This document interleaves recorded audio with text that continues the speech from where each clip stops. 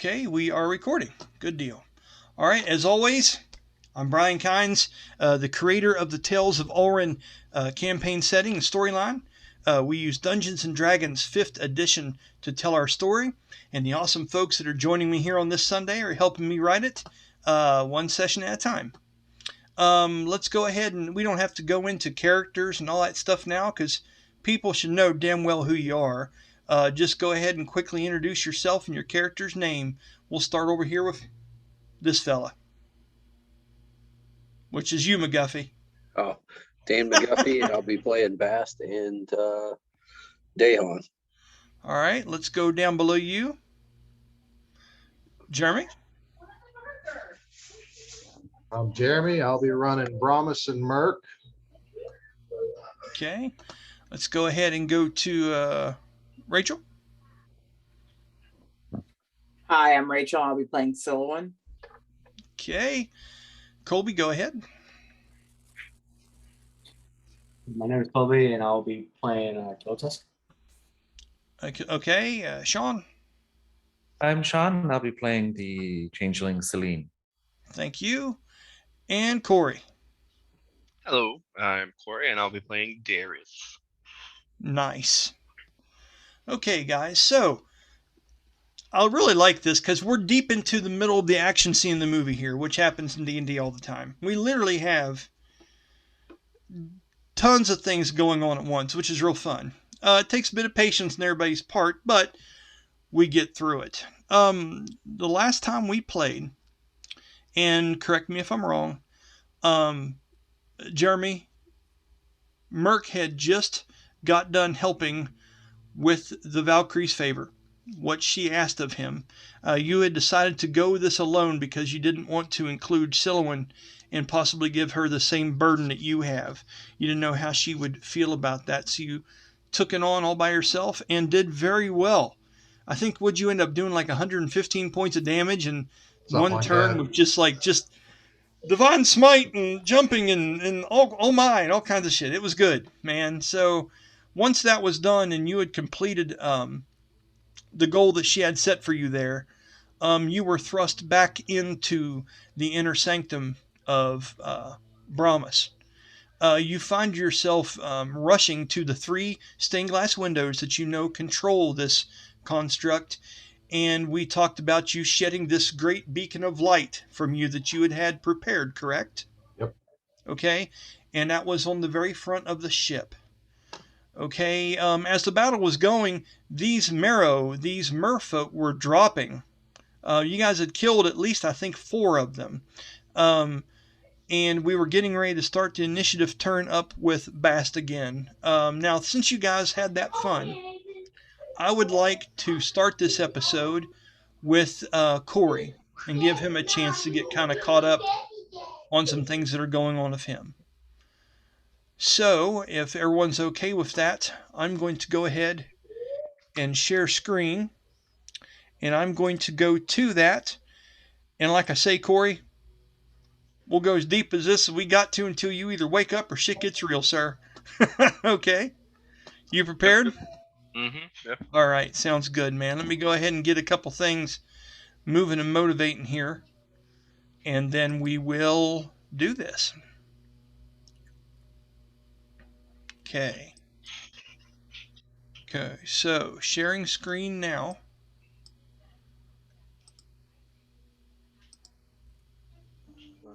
All right. So, you guys able to see everything okay there? You liking it? Yep. Okay.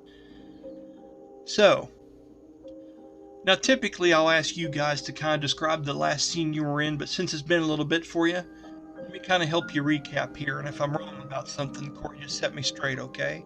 Sure. So, you had just arrived in this plane, and you found yourself sitting on this large dead tree, looking out into the distance. You know why you're here. And there have been questions that haven't been answered. You've kind of lost time since you went into this realm. And maybe now you're going to get some answers. As you look in the distance, you can't help but notice these ghostly-like maidens floating in and out between the trees all around you. Okay. As you begin to move forward, some of them catch notice of you and start to move up to you, looking gentle at first, but then looking more and more tortured as they get closer and closer to you, a little bit more twisted, a little bit more distraught, a little bit more in pain. And this could either be a dream or it could also be a very rapidly growing nightmare. Corey. I'm trying to remember, did you reach out or say anything to them? Yeah, so basically, as they were standing around the tree, they were all just there by themselves. I had began to play a tune, and they kind of caught wind of my direction, started coming towards, and when the one saw me, it began to change. So the tune I was playing wasn't anything specific. It wasn't the stuff that he had been studying, because he's missing a little bit of it, and he wasn't Correct. ready to play something that wasn't complete in this particular instance. But he so as the creature, the specter, I think is what it is, right? Basically, like very ghastly looking specter. Yes. Ghostly, yeah. As it began to mold and transform in front of him into this form, like you could see on his face, a small bit of almost a grin, like not happiness type of grin, more of a oh god, what's the word? Whimsical. well, like contentness, like Okay. when you're looking for something. Satisfaction. Yeah, satisfaction. A grin of satisfaction on his face. So not happiness, because no one's happy to see a creature transform in their face, snarling and looking like it's about to attack him. Right. But, I get you. But his face went to definitely one of satisfaction. Accomplishment, things of that nature. Yeah, there you go. That's a better way. Accomplishment. He found something he's been looking for, and I imagine he kind of begins now to kind of start playing that tune, that partial, like almost like intuitively, like not even like, because he's been playing that tune for quite a while, trying to perfect it, trying to figure out that last bit that he needed, and he can still remember. He can't remember where the written pieces are, but he can at least remember the feeling of dread when he was making the tune and failing, then this is the perfect moment to try and see if that tune is even closely what he needs to calm the soul of this beast. Okay, so with all that, and great description, by the way, I ask you this. Do you want to do this as a theatric, or do you want to use one of the spells that your bard knows? You want to be one of them that erupts, one of them that settles, or do you want to be this supposed third one that you haven't completed yet? Which mechanic would you like me to throw in here on top of this song you're doing? So I would say that that these songs, as he began to create them, I would say that they're very, very alike. Like the beginnings and the middle, it all comes into play, and it's not really until the end, like if you're listening to like Phantom of the Opera and you're listening to it, it's very nice and calming and stuff like that. But then there are moments where it's not, and it's like dreadful and it's scary. That's what this song is. It's so many emotions and feelings and everything wrapped into one, that he kind of has to play through it all. But it's that last tweak at the end that he found out that one of them, he plays more up into this harsher tune, and that harsher tune oftentimes kind of like draws out, whereas the softer tune kind of calms him. Yeah. And but it's almost like a connection of those two, a merge of those two, and something else he's not really sure, that third piece of integral ingredients into that tune that helped finish that third one. So I imagine it would be kind of almost at random, because he's trying to do the third one, but he doesn't remember. Well, let's do this then. Let's do this. First, go ahead, and what is your spell casting ability as a bard? What's the Charisma? modifier? Okay. Oh, the modifier. Well, it's charisma. That's what I was asking. The ability. Yeah. tied to it. So let's go Yeah. ahead and have you do a charisma skill check, and that will make the field either more narrow or harder for you to do what you're looking to do. So roll that for me first. So we're looking like a performance, is what we're saying. Yeah. Okay. All right. So I rolled a nat 20, actually. Of course you did.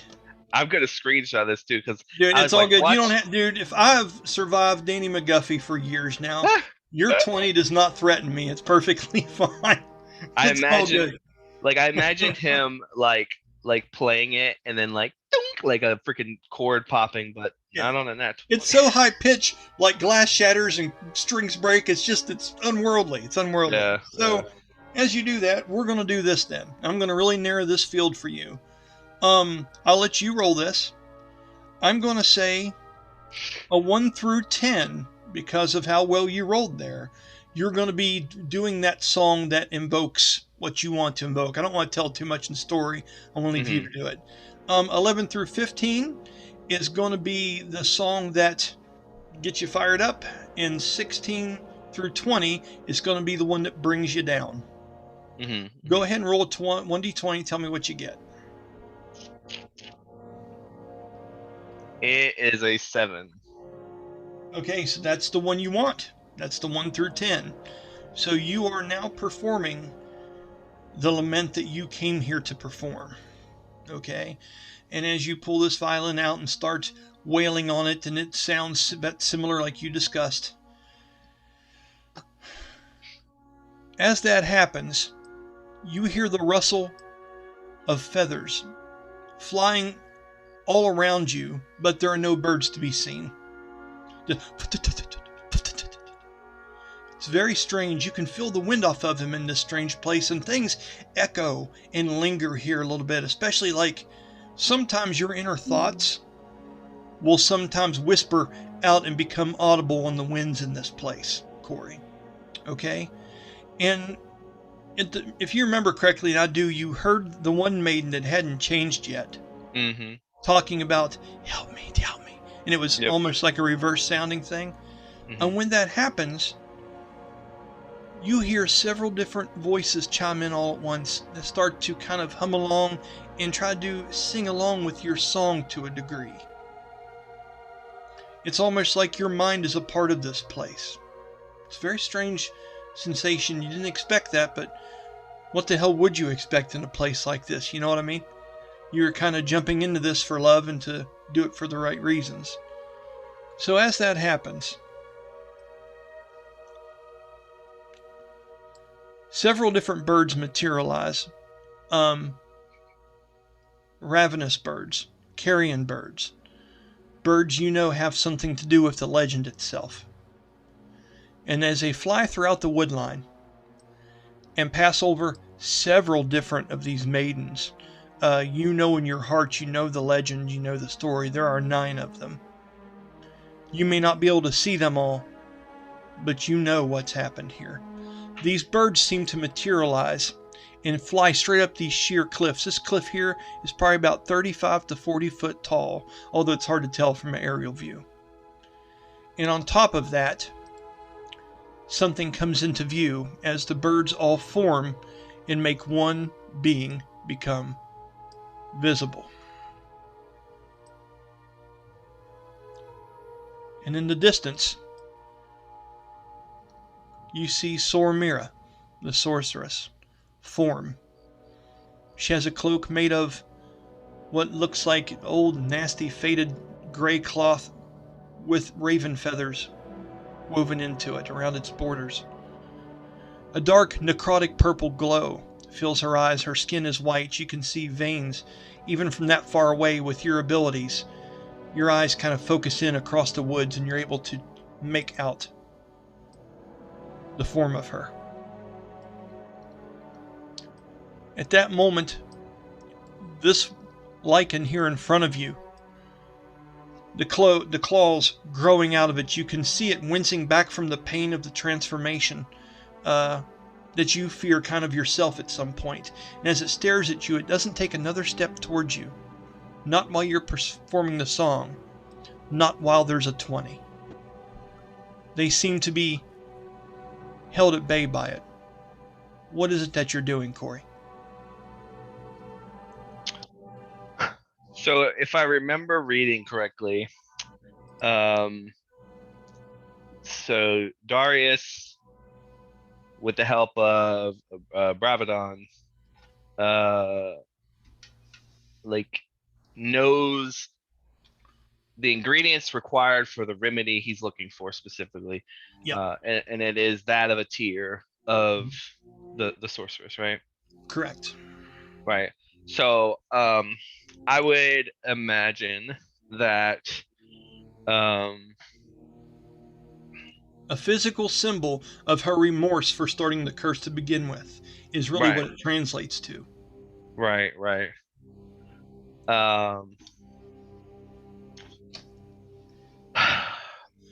So, While you're thinking for a minute, I want to add something in so I'm not got everyone else dormant. Keep thinking about that, Corey. mhm. Dayhon, as you are sitting outside the cabin, guarding Aeolus's private chambers from whatever this person was that was ripped up from the shadow. I know that we've discussed about how you feel, and I want to keep that between you and I about this character. But this is someone that, could this person do Oma more harm? Is this person actually been saved by you? Is this trickery? You've seen a lot of things. You've seen a lot of things in the last year, but you still don't know what to think about this. And even when you do find sleep with that jug sitting in your lap, the jug was just trying to help you take a little bit of the edge off, and you know this. Okay? I want you to roll me a perception check, Danny.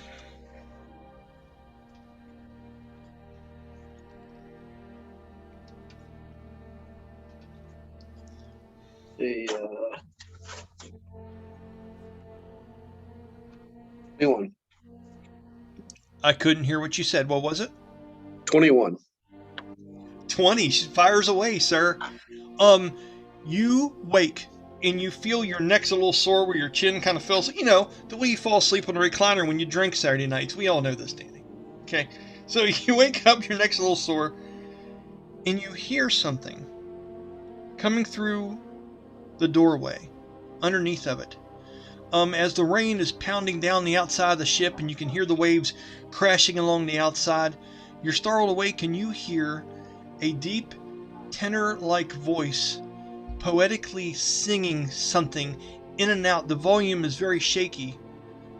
With a 21, Darius seems to be performing some kind of song in his sleep, and you're hearing bits and pieces of it.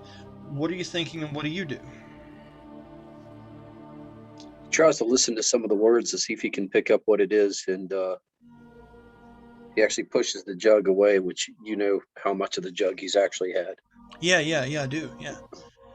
Okay, so with that, Corey, just for shits and giggles, what kind of language do you believe this might be in? Would it be something other than common? I mean, I know Sormira spoke common. It's not like you guys were from, you know, England or anything like that. Or is there a different language possibly to this song? I would say that being, you know, if Darius knows that, you know, her primary language is common, on top of, you know, he would mostly be common. Although Okay. I mean he knows other languages, but I would imagine just common. Okay, Danny, with that 21, which is pretty good, you pick up a few different themes and words. Corey, I'll let you describe just what you think of 21. And remember, you're in and out of consciousness. Just give Danny a taste of what he's hearing if you're able to. Like just Yeah. word-wise, you know what I mean. I'm not asking It's- you to sing, boss. I'm just saying, like, let's see what he's doing, Corey. Come on. No. Yeah. Like I was thinking. So basically, the gist of what you pick up, because I imagine that being that he's asleep, it's some words are muffled, but for the most part, the song is it's basically a love song, and it talks about it has his wife's name in it, so you'll hear Marlissa a few times throughout it. And the gist of what you would pick up is that um, he would go to the ends of the world to find her, even if it meant falling into the darkest depths. Nice. And if it came down to it, he would become her. He would become like her, just to stay with her for all eternity. I like it. So, Danny, I'm just curious, just like a quick little thing. What's your impression now that you've heard this? Normally, evil people don't sing about stuff like that when they're sleeping. Right. Just give me. I'm just giving an idea so I know how to act on it, buddy. He's not sly like Bass or anything. He's pretty straightforward. I So know. he probably takes a deep breath and kind of turns around where he's actually shouldered against that wall instead of the other one. More guarding anybody from getting in than guarding out now. Okay, and just taking personal notes. Okay, we'll dive a little bit further into this, Corey, then we're going to switch it up to everybody else, okay? So now that you're performing the song and they seem to be still, you see that she is up ahead of you. You see that there are several different souls around here, you assume 9. And the song seems to be working as good as it can be in this place. What are your next steps now? Are you moving forward? Are you confronting one of these two? Are you going to stay there and keep performing? Choice is yours. What are you thinking? Yeah, so I'd imagine with him seeing Sormira, she's far up enough where he could call out to her, right? Like obviously not far up enough where he could engage with her, so to speak, physically, but you could yell and it would reach her, yes. Yeah. So I imagine like he would begin to walk into that direction, kind of playing the tune, and making like seeing if it kept these creatures calmed and in their kind of stupid state. And if it does, he would get close enough to where she could see him, and he could see her, and he would kind of like how the part of a song where you got like kind of a solo kind of vibe. Hell like, yes, I do. I imagine that like maybe even like the chorus part of the song, he would change it to more of a solo, and he would yell out to her to catch her attention. And okay. I just had a really neat idea. This almost feels like in the Never-Ending Story when Atreyu is walking between his two statues, doesn't know if he's going to get laser beamed to death or not. mm-hmm. And here, as you're singing this with a 20, and you're going through here, amongst the shadows, behind a tree, you just keep looking left and right and maintaining your song of a natural 20, and it seems like they are stopped. This one's chest is moving up and down heavily as its eyes turn to stay with you, but you're able to move between these two and they do not follow you. Just for like the theatrical part of it, I would imagine that that he wouldn't actually look at them, kind of similar to like, because Atreyu, the whole point of that was Atreyu as being brave or whatever, like trusting in himself to come through. So he just kind of, he looked before he walked, and then he just walked right through. So it's that same kind of vibe where he's just like, I'm like, he's focused very much on the chorus until he gets past them, and once he realizes he's past them, he might give a a glance over the shoulder to be like, okay, they're still there. And then once he gets close enough to call out to her, he would continue playing the tune, but he would yell out, Sormira. Nice. I'm going to say it's about here. I'm going to say you're probably about 15 foot off the cliff face. The cliff is what we said, roughly 40 foot up. with the heavy fog and the way that things and echo and stuff like this, as you are playing the violin and doing the solo, I would like for you to roll a persuasion check and tell me what it is you would like to say to her. All right. Is you calling out her name, or do you have a statement? So he would call out her name first, and as long as she looks down at him, so he knows, okay, she can hear me. He would say,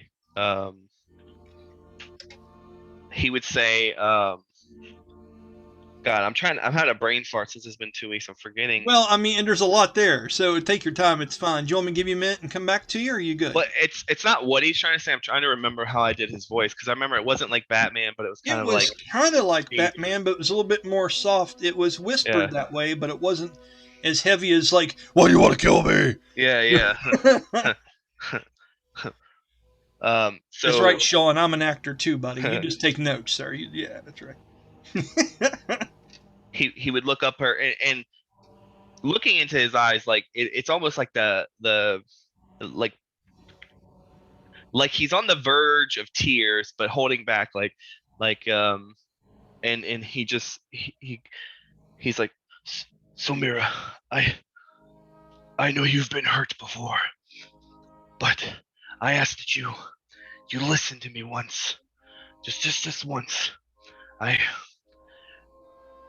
You've taken your curse has taken my love, Marlissa, and all I wish is for it to be removed. Persuasion check. So I rolled a 12. Add a 1d4 to it, because I like where your head's at right now. 1d4. That's a 3. And then what's my persuasion? That's a little DM's nudge, like, hey, it's not inspiration, but it's a nice little something. I have a plus 12 in persuasion, so that's 24, 27. That's pretty sizable. Yeah, I forgot I put my expertise in persuasion, or whatever it's called. My expertise. No, yeah, it is expertise. As you do this, you do get a response from her. Okay? As you say this and your words echo up the side of this, and the trees shake and small droplets of water fall and then stop midair and twist sideways as if there's some kind of abnormal gravity in this place. As you stare up through, you can feel the presence of some of these other maidens moving in around to you, almost being drawn to you out of curiosity. Out of the way you're speaking, they've not seen anything that has a heartbeat in here for God, you don't even know how long. And then she steps up to the edge of this cliff face, and she looks down at you. And she takes that crown, that wicked looking thing, off of her head. And she holds it down to her side, and she looks at you. And she has somewhat of a sneer on the side of her face, and you can see her eye twitching and quivering as if something that you're saying is starting to reach her. What she says goes as follows. Everyone always wants to talk about their pain. You think you're the first? Do you think you're the first man that's ever came to me with sorrow and guilt over something that's happened to your beloved? Holds her head up in pride, and she goes, you wouldn't be. And you won't be the last. I hear your words, Bard. I hear them well. Giving you credit for a 20,000, by the way. She continues on and says to you, I'll share my pain with you if you help me eliminate some of mine.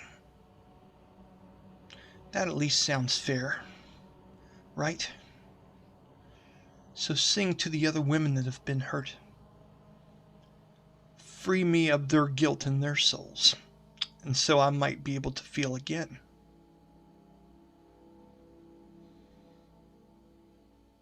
And she steps back from the cliff face looking at you, and when that happens, you notice that some of these maidens do start to come towards you almost zombie-esque, not hungry, but curious, as they begin to move and around you. In that moment, you feel all of a sudden something hit you hard from the side, almost like an explosion underwater, Darius, but you don't. It's very strange, and as you look around, there's a flash of bright light that comes from behind you from the right hand side. It lights up the trees, and as it happens, you notice that she's not affected by it, and as she looks down over the cliff at you with those deep purple eyes, she seems unmoved by it. You're the only one that felt it in this place. This could be some kind of outside influence. I want you to roll me a perception check, please. Perception. That's low. Okay, what do I? 220. Ah, 9. Okay. In the middle of it, you're playing the violin, and you're just playing it by nature. And you're still playing it, and you're thinking to yourself, what were the words? What were the words? I was... Play to them? What does she mean? Play to them? I'm here for her. And as you do, in that panic kind of moment of perception, you go to flip through the book. And this is where I'm going to add a little bit of that theatric, okay? So as you find yourself flipping through the book and trying to find pages, you realize in that moment that you have stopped performing with that flash. You're so focused on the book, and you're searching through, and then all of a sudden, over your right shoulder, you hear, play more. As you feel there is a lichen, maybe the one from earlier, standing directly beside you. Another flash of light pulses. It hits you. You move 5 foot to the side from it. And as it does, the lichen that you're looking at that has moved very close to you at this moment doesn't seem affected by it, as if it's happening from somewhere else. Who is this? Galaxy S10 has entered the room. Someone died. Let's see here what we got. This is Jeremy, I bet. Okay. Yeah, this is what Jeremy will do when he goes on to just voice, is he'll chime back in if this... With Galaxy S10, you can shop smarter. Okay. So, with that, you believe that there's some kind of outside influence, and you're kind of remembering, why am I here again? And as you're doing that, I'd like for you to roll me a dexterity saving throw with disadvantage, please, Corey. All right. I'd like to throw out there. Oh, that was sucked. I had a 19 on the first one. Of course you did. Of course, yeah. Go ahead. So not on the second one. Right on. So kind of playing off of what you were saying. I think it would have been very similar. I would imagine that, she says play to them, and he, like you said, he's kind of like what to them, the specters, like like you said, like I'm and I think he would even like kind of call out, like, I'm here for you, what, and then he would just be like, as he's thumbing through his book, like I imagine he's like half like ripping stuff out, because he's doing it in like a fast fashion, trying to find just that spot, that last bit of the song that he remembers creating but can't remember, and most of his songs he just does from his head these days, but this one is just so new and fresh, he just can't do it. And then when he hears that kind of low rumble growl, and that voice, I imagine him just quickly like turning before he sees it, and you just hear, this is probably where the guy outside would hear the word like Marlissa, like he would just be like a very soft spoken, like anyone who has ever had a love, if his characters that has been in love before, it's that vocal, that soft, just like Marlissa, and Nice. and then he would see like it's that specter lichen, and he would roll a. So you said a saving throw, right? Yes, dexterity Okay. saving throw of disadvantage. 19 was the first one. And 6 was the second, which would give me a whopping Your dex is 13. good. Okay, Yeah. dex. Yeah, it's not bad. 13. Let me make Yeah. sure I'm doing this theatrically, so I'm not, or legally. And I would say, based on helps. what you're saying, I imagine him like he's now questioning, like you know how when you're dreaming and you're having a lucid dream and you start Yeah. going like, wait a minute. You know, he's noticing that these lights, like he feels it and he sees it and they don't pay attention. He's like, wait a minute. Yeah, and that was the perception check earlier. You know, you only got a certain score, but yeah, it's starting to churn in a little bit. You get what I'm saying?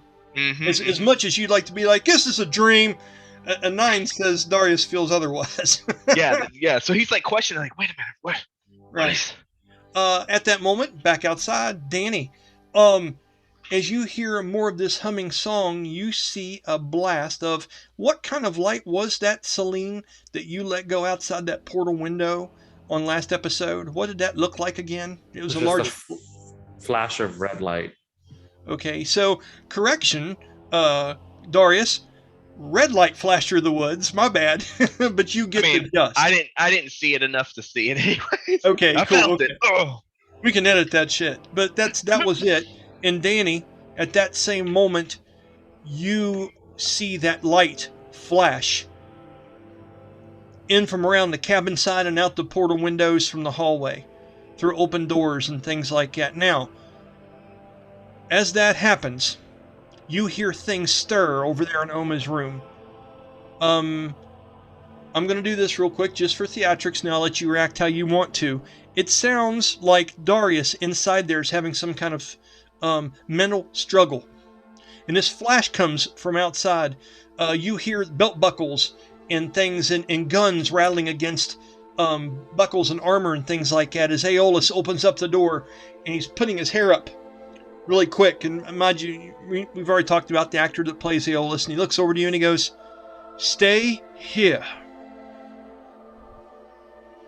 Oma needs protecting." He puts himself, Okay. steps back towards that way in the hall and raises his hands up high and then steps, he's actually doing the, he'll go ahead and summon the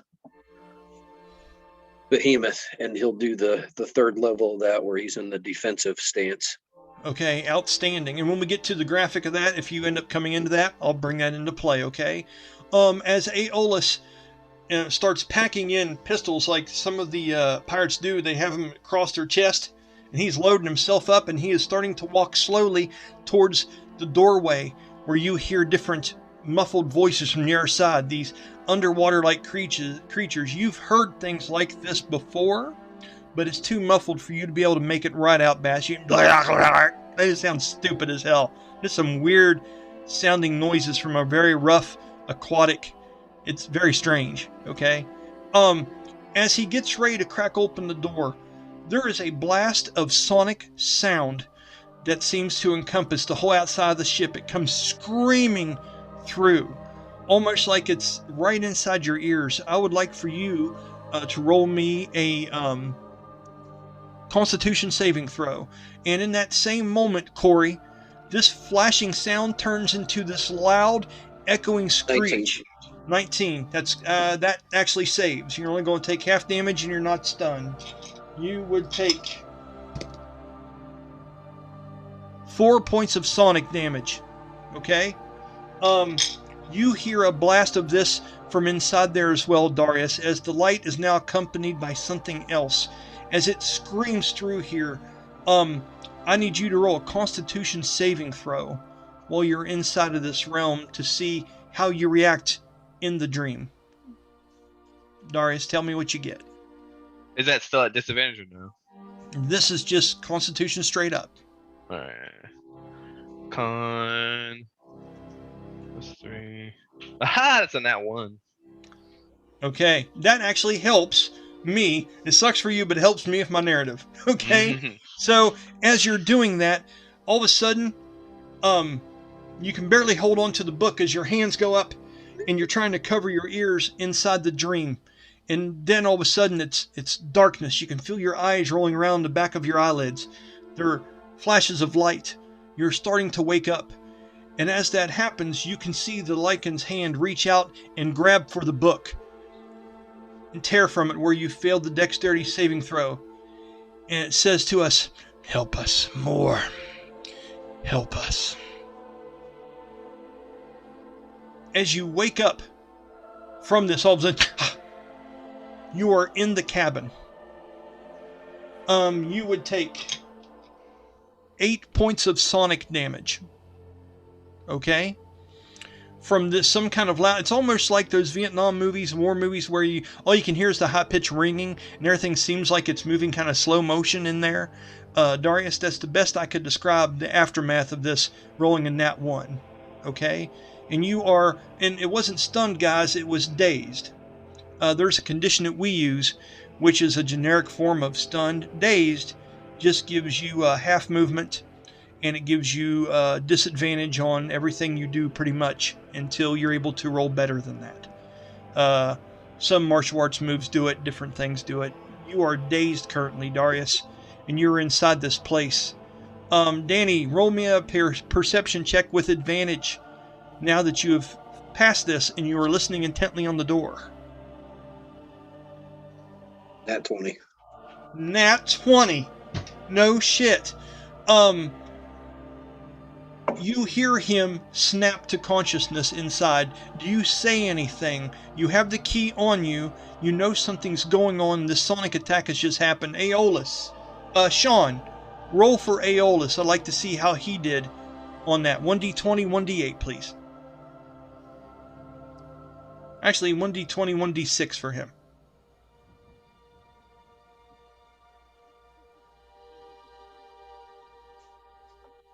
It's a 14. 14 fails. We'll make a note of that. So he would have went against the side of the cabin, Danny, when that scream came out from whatever it was outside, and he would have clutched his ears too, and he seems to be stunned by this. With the nat 20, you hear him wake up inside. Darius, you're in the cabin. The lightning's flashing outside through the portal windows. You just see sheets of rain swirling back and forth in the boat. You don't know what snapped you out of that deep dream, but your head is pounding right now. What is it you're doing inside so I can describe to Danny what he hears with a 20 from the outside? Yeah, so I was gonna say, I imagine like if the last thing he sees is that the lichen kind of grabbing the book and ripping pages, I imagine he kind of glances back up and yells like top of his lungs, yells out Sormira, because he's trying to get that last moment before he snaps back. And Okay. like he's like pouring sweat. I imagine he was ruffling around in his bed through this interaction, and breathing super heavily. After he yells it, he just kind of sets up at the edge of the bed, and turns to his pack and rifles. He's rifling through it, like literally throwing everything in that he would have until he finds his book. And when he sees again, like he's now confirmed that page is missing, he just like tosses it at like literally In across disgust. the room. Yeah. Yeah, I get you. Okay. That's kind of the vibe that's going on. He's not tearing the room up because he's not that pissed. It's like But- Def Leppard at the hotel, man. They're trashing the place, Danny. Do something. But no, that's awesome, man. That's great. So Danny, as he just described, with a 20, that's what's going on in there. He has been woke from this dream and seems to be frantic. You hear searching. You hear things. Role play. What are you doing in this moment? And then we're going to get to the outside of the ship. We're going to start with Kiltusk. So get ready to have your stuff pulled up, bud. And then Sylowen and Jeremy. Then we're going to talk about what's going on in initiative order on the front of the ship. So, Danny, you're first. What's down. happening, buddy? He says in that deep bellowing voice of his, "Calm down." Okay, roll a persuasion check with disadvantage. 16. Was. Okay. Well, 7. 16 plus 7? Yeah. 23. Michael Jordan would be proud of you. So, Corey, go ahead and roll opposed to that. If I'm not mistaken, when you're trying to talk somebody into something, what is the opposing roll? You have a persuasion and then you have an insight. Is that it? Yeah, I guess insight would be, unless you want to do like a because insight is wisdom, just like a wisdom saving throw. Yeah, well, really, it's just a matter of if this voice of reason reaches you. So I like to do it this way sometimes. What do you think would be the appropriate role for you? You know your character, you know his mind. What do you think would be he could roll to see if that reaches him or not? Might be So wisdom. I mean, it's up to you. I would say, He's like, I would say in the heat of the moment, I think it'd be more like a perception. Like, does he even hear this man like calling out to him, like this gruff voice? Because right now, you know, he's tossing the book to the side, and you Yeah. could just do you come inside? Do you open the door? No, he won't open the door. He's got orders from his captain. Okay. So he would. I would do perception in that case. Does he even hear it? go ahead and roll it. Let's see what it gets. If you Oh, roll one, that'd be a 22. yeah, you hear it, and it is that same voice of that person that kind of was gruff and reached out to you and explained to you that he was going to watch this place, and it is Dayhon, the first mate of the ship captain. Do you remember what Dayhon was like, Corey? Yeah. Okay, that's why I was going to have Danny describe him if you didn't. Large Pacific Islander looking warrior with, okay. Yeah, so, with a drinking problem. Yeah, well, Yeah. supposedly. Sometimes we role play too close to the truth, don't we, Danny? It's tough. So, if you would go ahead, how does he respond to that, Danny? Yeah. Or Darius, how do you respond to that? So just for the theatrical like vibe, so like Darius is like he's got his like hands like balled up in his hair, and he's just like, he hears it, and his first instinct is like, you have no idea, it's fucking gone, it's Melissa, I'm sorry, fuck. With that, I would like for you, Corey, to look at your chart and roll the appropriate dice for the situation and see how many points you gain in Bloodlust. Because I think this is a place to do it, don't you? Yeah, that's what I was going to say. Like, I think he's pretty... He's getting wound tight, and I'll even with the situation, I want you to roll that dice with advantage, taking the higher of the two rolls of it. All right, so we're talking about the because this is the first time we did this. Yeah. What do I roll? So there's a list of things down there below that will have you roll things that either raises bloodlust or lowers it. Yep. And look at something that's similar to this. Okay. And roll it. Now remember, you had a passive 10 going into this, so you're able to draw upon it now if you want. This is going to be on top of a 10, which is what you currently have. Yeah. Right. So my current lust is 10, and then so we're talking about the trigger actions, right? Absolutely, yeah. I think that works here. Rest for a minute. And are we doing? Am I looking for ones that add or that remove? Add. In this case, he's heating up. So I would just say Danny gets a reference, yeah. So in here it says like take an attack action. That's the closest thing I can think of from this. Get bloodied by an enemy, become bloodied, or bloody an enemy, become bloodied. Roll a natural 20. None of those really play in. Okay. So it looks like it'd be the D4. I kind of like a basic would be a D4. I want to say, go ahead and roll that for advantage. Tell me what the highest one is you get out of 2 rolls. Okay, 2 of those. All right, that's a 3 for the highest. Okay, you have a level now of 13. Take notes of that however you want to. Okay. Yeah, I got it on my character sheet. Awesome. Okay. I like the digital character sheets, dude. It's good stuff. So 13 now. You know what you can do. You know what you can tap into before you go back to 0, and then you're good again. Now you're in that area where you're like, you know, the devil and the angel on the shoulders. With that, as he's yelling out in these kind of things, Aeolus goes onto the deck and looks around the corner. As it does, Danny, are you looking at the room, dealing with him unlocking, leaving locked? Are you looking up on the deck now that the door's open and the storm rain is blowing in on Aeolus and shit? What is it that Dayhon is doing? He would definitely look up the steps, but he has positioned himself in case he would break through the door. He's also positioned between that door and Oma's room. Okay. Well played. Good call. As that happens, you see, you hear more of that, this strange, deep, gravelly, like, troll, goblin-like voice is the only thing you've really heard anything close to this. And sheets of rain just seem to be coming down from all different kinds of direction and stuff. With that, I'm going to go ahead and start talking to the others. I'm going to open up the battle map that takes us to the top of the ship.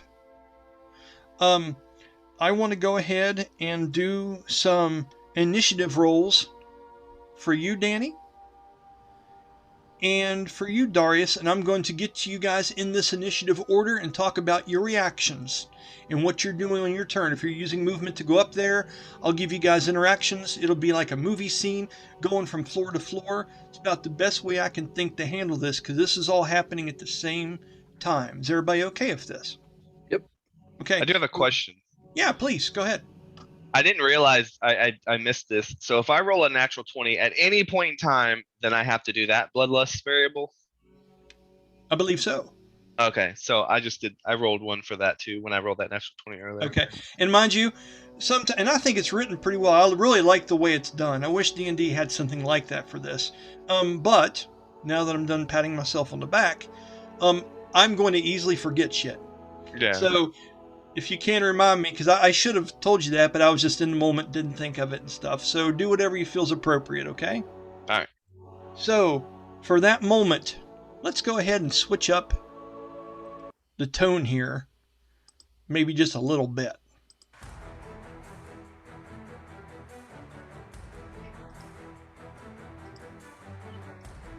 Okay, can you guys hear the music okay?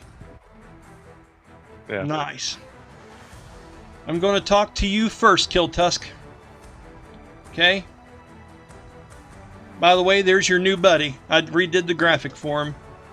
You're welcome. When you get old enough, you can buy me beer for this one day, sir. Okay. So, having said that, you have vanquished a couple of these on the side of the ship in the distance, helping these foreigners that seem to be fighting some kind of aquatic menace that seems to be clinging onto the side of their ship, Kiltusk.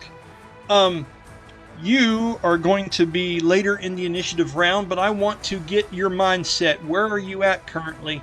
As you are looking out onto this, the first thing you notice is that statue that you were looking at with reverence earlier is starting to emit all kinds of neat sigils around it that look to be some kind of, you're not sure what these things are. Now we would know it as Mechon, M-E-C-H-O-N, which is a lost technology based like magic and arcana. You wouldn't know what to make of this. This looks like strange hieroglyphs and things that maybe you've rarely seen. Kiltusk, I'd like for you to do a history check for me, please. Okay.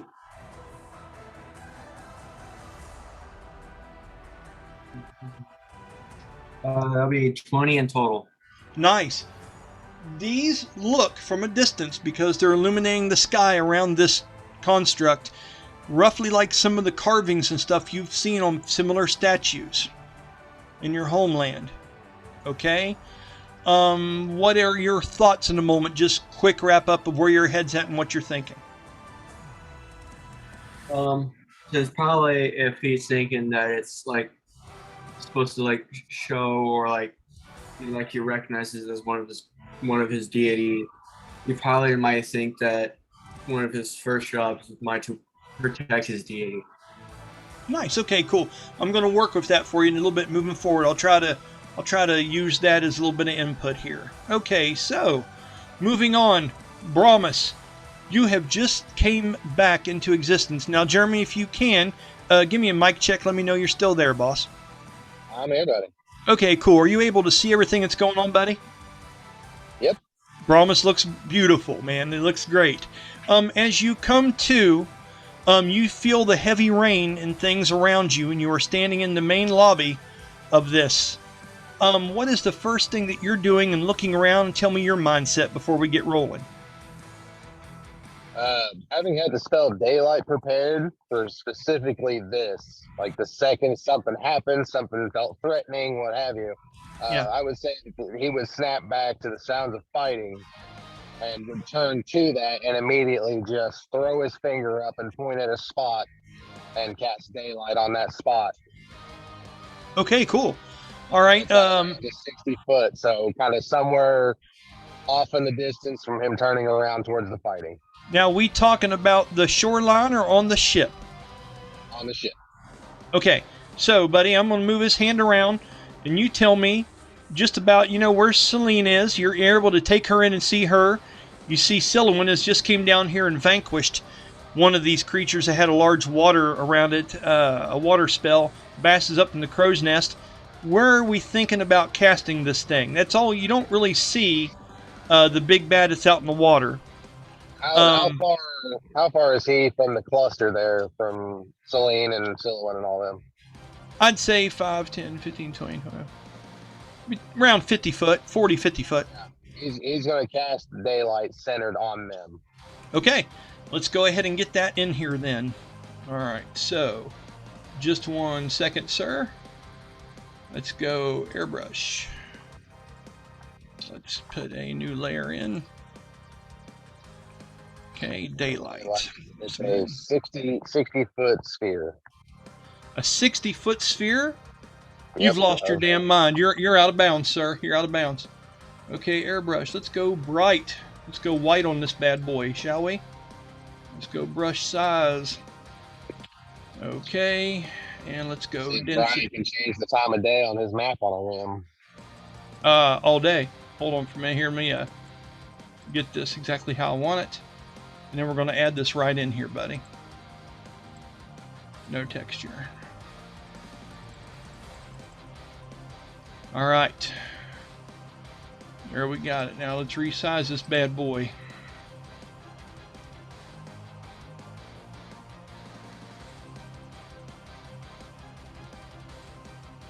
That look about right, Jeremy? It'd be just a little bit more to the left between Selene and Sylowen. Right in there? Yep, out of there. Okay. So that's your area. I'm going to turn down the opacity on that a little bit just to give you the idea that it is there. Okay? That's what we're seeing on the map. All right, boss. And I'm going to go ahead and stop you there. It's going to be your just quick action on your round because you were holding it, okay? All right, Sylowen. Rachel, in this moment, you know that Brahmus was having a conversation with you about the different things. He was going to watch the shore. He was going to make sure that nothing was triggered. And if it was, this was what he was going to do. And now after that scream and this burst of light coming from him, I would like to just go ahead and say, let's roll a perception check, Sylowen. Tell me what you get. Okay, hold on. Okay.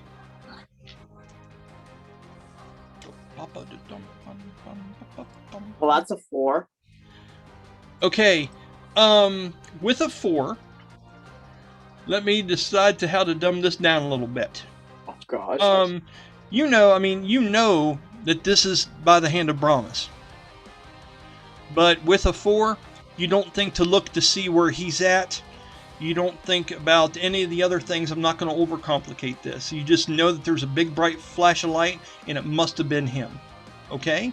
Okay. What are your thoughts going into this? You just jumped down, like I was saying, you did an awesome dive attack on this creature and was able to kill it. It was one that climbed up on this side of the ship. It had Valdara caught in what was like this embrace of water that was drowning her. These things can cause an aura of water, and you just saved her ass. As that happens, Valdara is puking out water and holding her hands on her thighs and looks shaken by this. And as it does, you see an extra crease or two come down from between her eyes, and it seems like some kind of dark anger is starting to rise in her, and that fear is turning into something else in her. I'll give you a free action before we get going. What is it you're saying and doing between the light and her? Well, since I sort of am not really paying attention to Brahmus, or it's like I know it's him, but I'm not really like.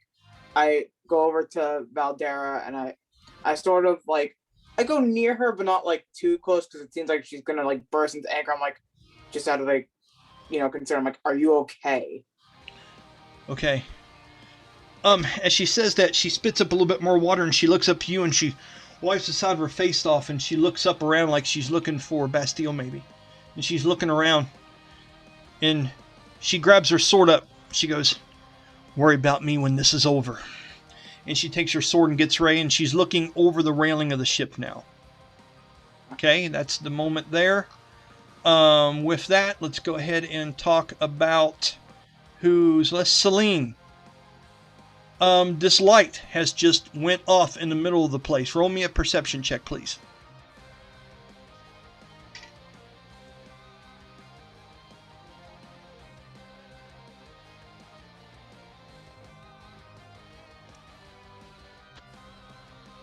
There's a 7.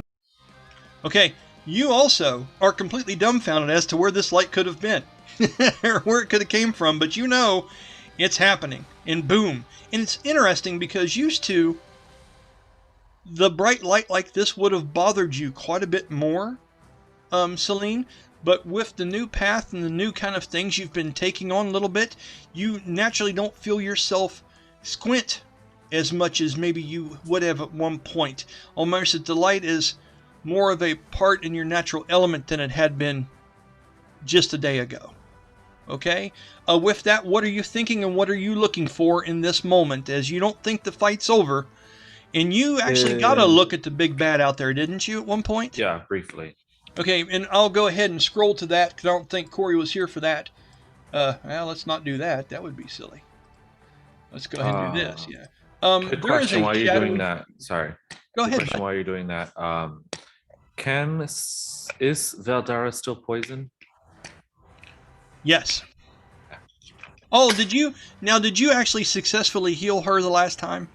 I never got a chance to get to her yet. Okay, I knew you mentioned that, but I didn't think you had. So let's go ahead and go through that.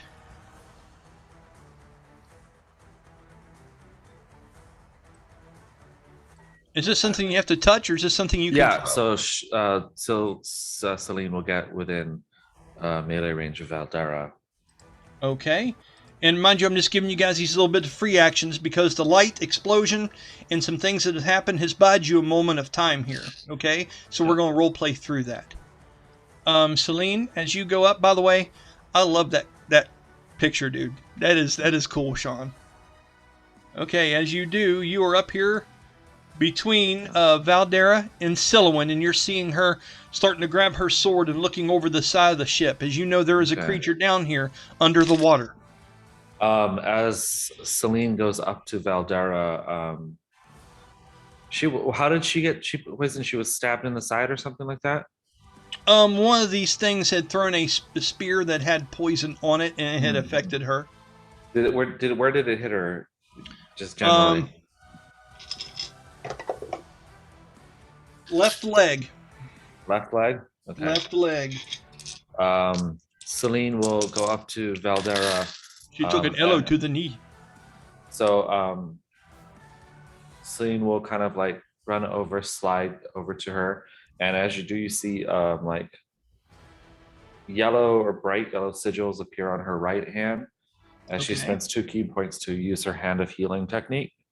Her new one. Wow. On the wound. So Valdara heals for she heals for my 1d6 plus my wisdom modifier, which is 2. So she heals for 7 points of HP. And as you do that, as the light flickers, you see the actual poison from the spear get pulled out of her wound into Selene's hand, and she throws it off to the side. Awesome, buddy. Good play. I like that. Yeah. As that happens, she looks over to you in haste, and she seems to have something. She has the face of, if grudge was a picture in the dictionary, it would be Valdara right now. Okay, that's the look, you know, and she's looking on her side, and as you do that, she takes just a moment and looks down at her leg and sees that seeping out, and as she does, she shakes her leg and stomps it down, and she looks at you and gives you a gruff kind of nod of the head, like, and saying, you know, it's working again. Yeah, Selene looks up and is like, by the grace of Ilea. Okay. With that, are there any other reactions people would like to do as a free turn before we get into our initiative order here? Think we're all squared away and ready to rock and roll? Let's do this. Bastille, you are up. After that, it will be Selene, then Kiltusk. In that order so far. So let's go ahead and do that. Just so you guys know, Sylowen, you didn't roll so super. You were going to be number 7 in this order. Okay, so if you have something to do in the meantime or you want to hang out and watch it, that's cool. And then, let's see here, who else? Corey, you are going to be... Where are you, Corey? I wrote it down here. I know I did. Did I? I posted it in the chat before I walked away. I rolled a nat 1, which means I got a 5 initiative. I like it. I'm just going to go ahead and say this out loud. You're last, sir. Mm-hmm. Last, but certainly not least. There's a thematic reason why. Okay, yeah, there really is, too. It makes sense, you know what I mean? So, enjoy the show for a few minutes, buddy, and we're going to get going through this. Bastille. Dayhon had a 20. Dayhon had a 20. I think we already rolled for Dayhon, didn't we? Did we? Nope, didn't. Okay, got it. Sorry. There's only like 16 people. It's not like it's a big deal or anything. All right, can we scroll out a little bit? Absolutely. Scroll out. Yes. Yeah. So with Bass' eyesight, he can see everything. So we've got 1, 2 up on the deck by Caliban. Yeah, I believe so. Just 1 minute here. I'm looking at something. So I'm going to have Dayhon, because where you guys at, I'm going to have you going next to last.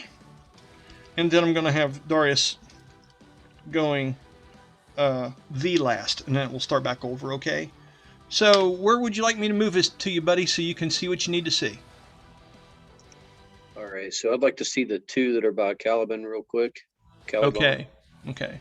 So right now there's one there that was stunned. Remember, he did a stunning strike and was successful.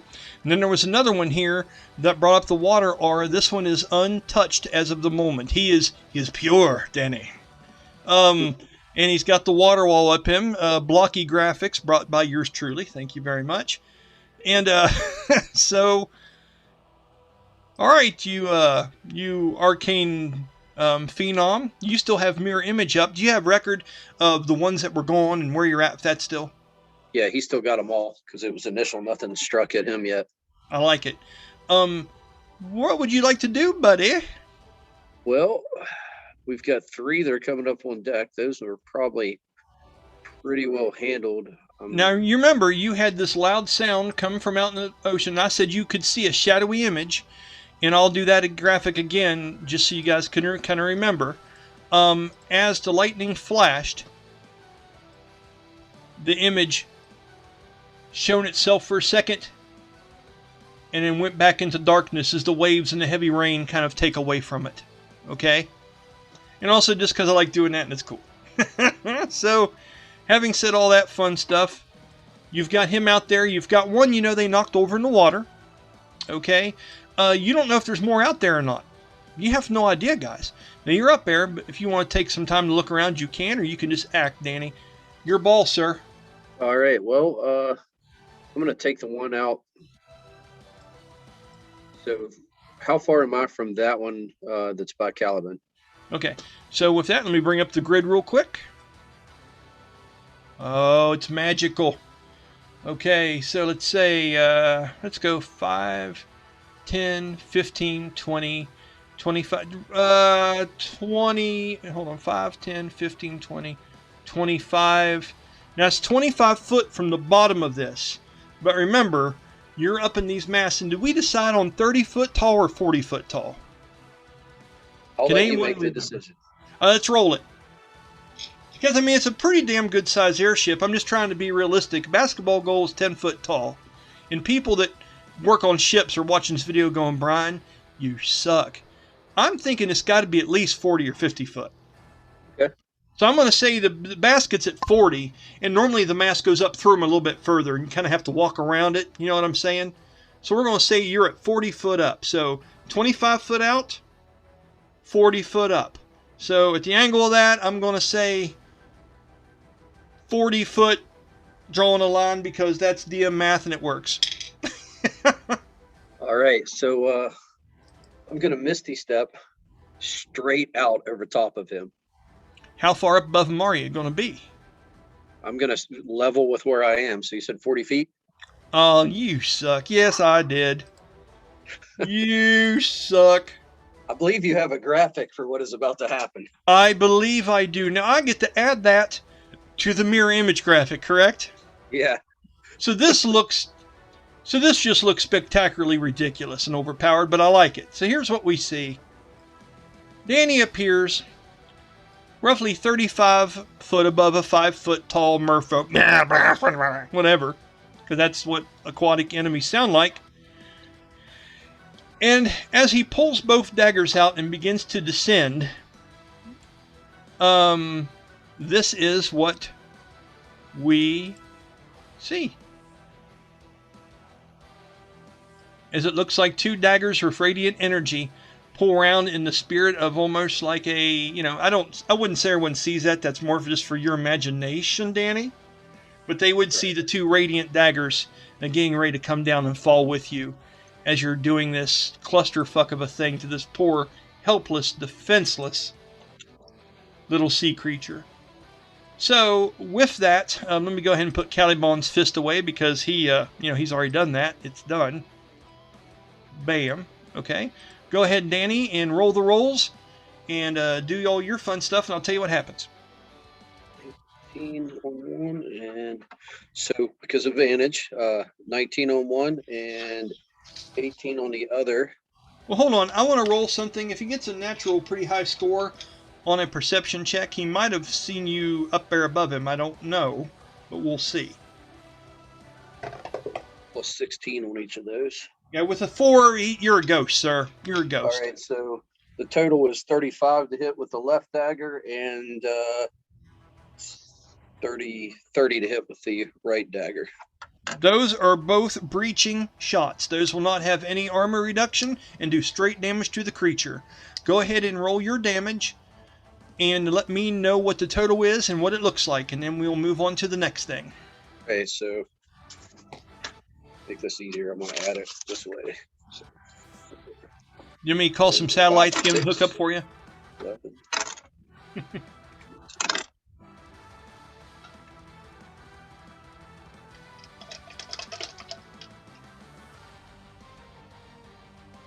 So, because he is surprised, that is a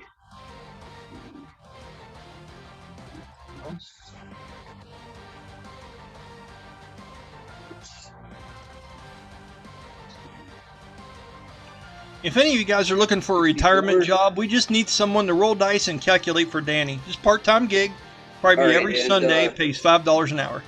26 per 10 feet, right? Of course it is. Now, listen here. Roll your acrobatics check because you're forgetting about those things, because when you're falling 40 foot onto something, I know that you have a high dexterity and you are very nimble, but I don't want you spraining ankles or anything, so make sure to roll the checks that the move requires, remember? All right. The acrobatics is 29. 29 works.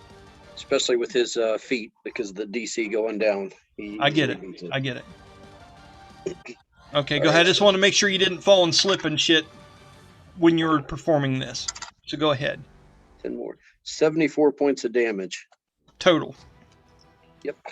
Danny, paint me a picture. What's it look like, sir? As you come down, paint me a picture.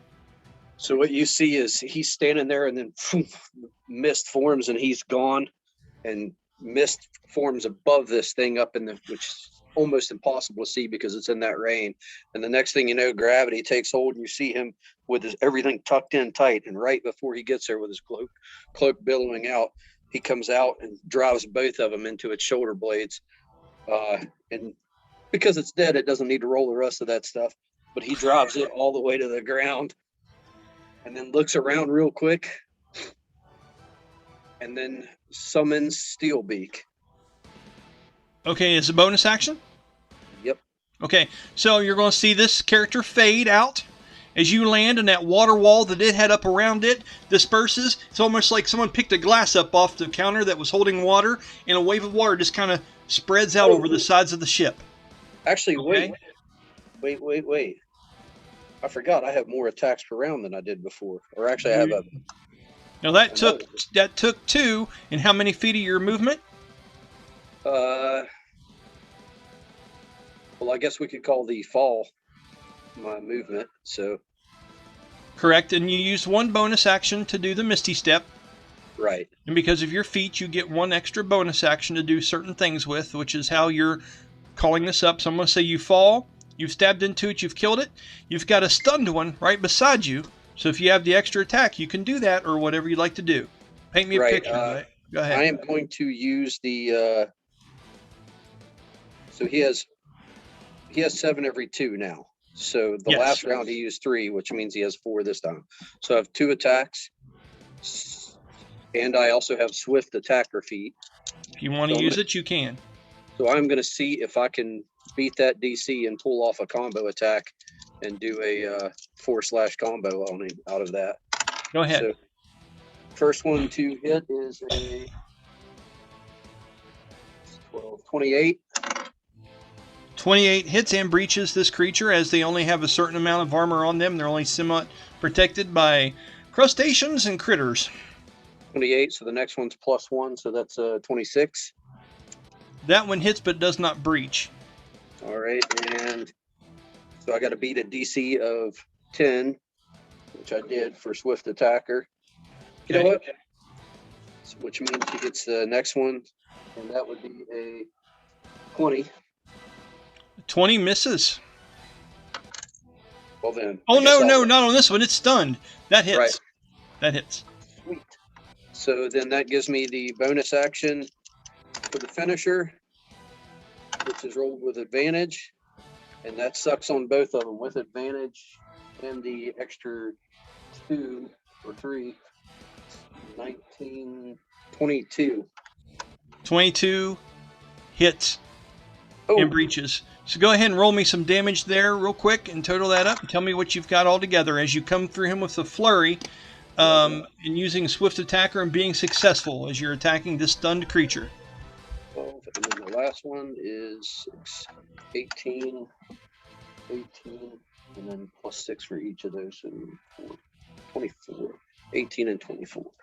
24, 34, 42. 42. 42. 42 is enough to slay this after the hit that Caliban put on it. So as you come into this creature, I'll give you another opportunity to paint me a picture, but I want to say this. As you're cutting through and opening this thing up and going crazy on it, I need you to roll a Constitution saving throw for me. Natural 2. Okay. Okay. 2. As you're doing this, the spines of the creature are getting severed, and you're digging deep, sir. We're getting to the blue blood here, okay? And as that happens, and this blood and carnage is going everywhere, you are able to get some of that poison on your person just from the array. Doing that, you take 9 points of poison damage. Okay, in the next round, if you'll write this down as a note, please, I'll give you a chance to pass again, and if you do not, it will be another 9. Okay? All right. Okay, so you used you used a lot of movement there. You've used your attacks. What do you have left, and what are you doing? All he has left is his bonus action, but... You've already used 2. You used the Misty Step one, then you use another one for your... You've already used 2. So that would be slash slash. So basically, he lands, just pivots, and starts slashing at the knee. Comes up, lower back, all the way to the top. For the last one, coming for a jab through its neck. Then he Correct. spins around. Right. Okay. So, you moving anywhere, or are you done for there? Done for now. He spins around, looks, and throws a dagger up to the crow's nest. Because I didn't use that free action. Okay, that doesn't count as a bonus action. That's a free action? Yeah, he gets a one free action with the dagger throw. Okay, go ahead. Where are you going to now? Back to the crow's nest. Okay. Because he took that as his warlock. The one dagger throw is his one of his. Oh shoot! What are they called? The warlock abilities. It doesn't. It's fine. I know what it is. It doesn't hurt my feelings right now. We'll look at it more when we're not in the middle of the game. But to have the one bonus action and another, which is already awesome because you've learned the feat, and then doing this actual physical thing as a free action, we'll take a look at it. But I'm okay with it for now. All right. All right. Okay. Moving on. This will be Selene's turn. Sean, do you want me to skip you and come back to you? That'd be a yes. Kiltusk, you are up, and we will go to Selene afterwards, which kind of works because you're doing a separate thing down here, okay? Sure. So, I'm going to move down to you. Sir, as you were looking out the ship and you see this bright light shine off of it from this whatever the hell it is, something happens, and you notice the silhouette of two more of these Merrow folk starting to walk up from the beach side as the light glistens off the back of them. Okay? This will be number 8 and number 9. Okay, let's go ahead and make him a little bit more visible.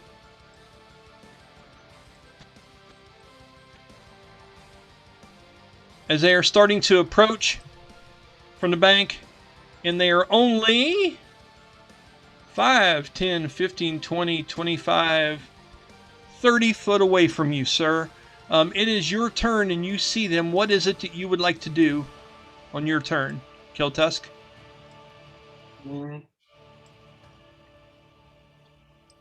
I would say I could probably do.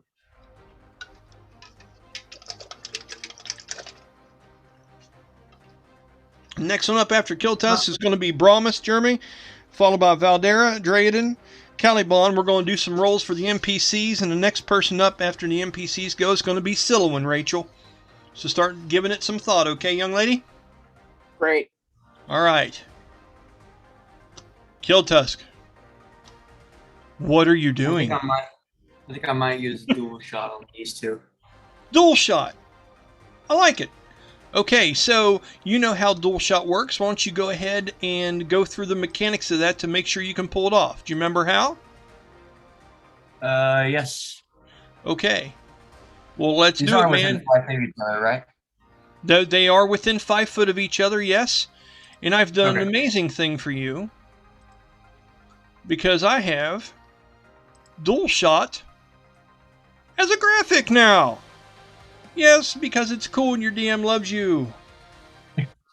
But we have to spin that because that wouldn't make sense that you were shooting that way. So go ahead and I will do this while you're doing your thing. Okay.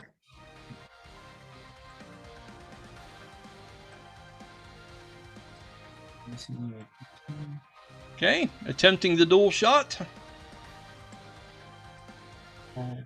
As you fire 2 arrows with 1 attack.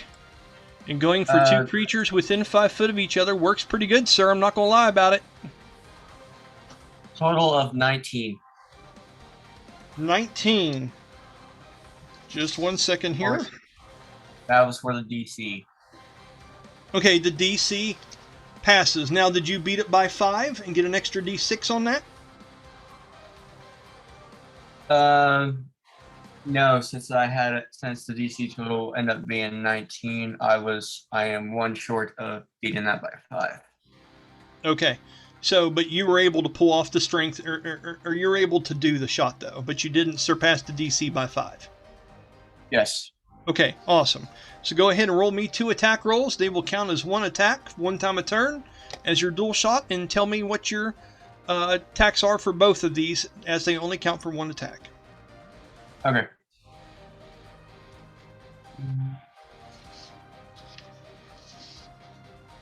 An attack bonus is correct. Yes, which do you know where that is? I can describe to you if you need me to. It's 1d20, and then I believe yours. I know where it You're is. hyper-focused I now, know right? I believe you were that you entered that heightened focus the last time, so instead of 11, you now have a 13 bonus to your attack rolls. All right. Wait, so I'm rolling the D20, not the D10? You're rolling a d20, and you're adding 13. Okay. And you can choose to attack recklessly if you would like, which gives you advantage on your damage rolls, or you can attack normally. Up to you. Up to you how you want to perform this, sir. I'm just giving you options. Okay, so you said a total of... I can add a total of 13 to the D20. Is that Absolutely. correct? Yep. So that would end up being 31. Yeah, that kind of hits. And roll me 1 more, please. That one would have been a... I got a 7 and my thumb hit it as soon as it stopped rolling, so I was able to see it. So that was a natural 7. So that would be a 20. total of 20. That one actually hits as well. It doesn't breach, but that one hits. So, are you wanting both these to hit the same target, or 1 on each one? 1 on each one, please. Okay, go ahead and roll your damage. 1d10 plus your bonuses there.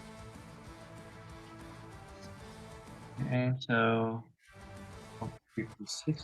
14. 14 on the first one, and what? Roll your damage for the second attack. 1d10 plus your bonuses. What does the 0 stand for on the D10? 10, I believe. Okay. Or no, wait a minute. Hold on, wait a minute. No, the 1 equals 1. 1, 2, 3, 4, 5, 6, 7, 8, 9.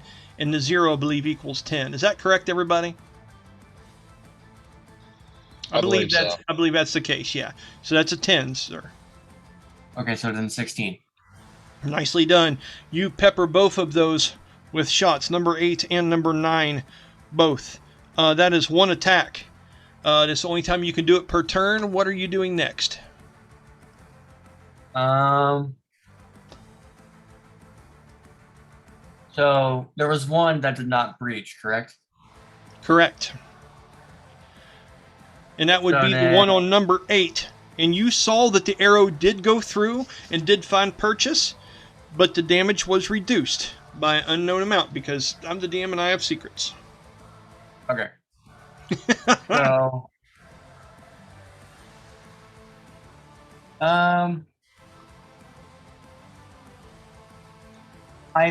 okay. So to ensure that I can reach this one, I might use my bonus action to overdraw shot if I still have my bonus action. Fuck yes you do, man. Use the tools you got, brother. Okay, so you're going to do the overdraw shot, which you can do using a bonus action involved in this. So go ahead and talk me through it and shoot your overdraw. First, you have to do a strength saving throw to see how far you pull it back, correct? Correct. Okay, and that's the one that has the DC that adds an extra D6 depending on how far you can draw it. I was confused. That's the one, correct? Yeah, this is the one.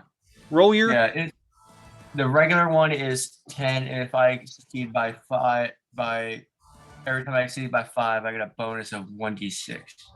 Nice. I like it. Oh, strength.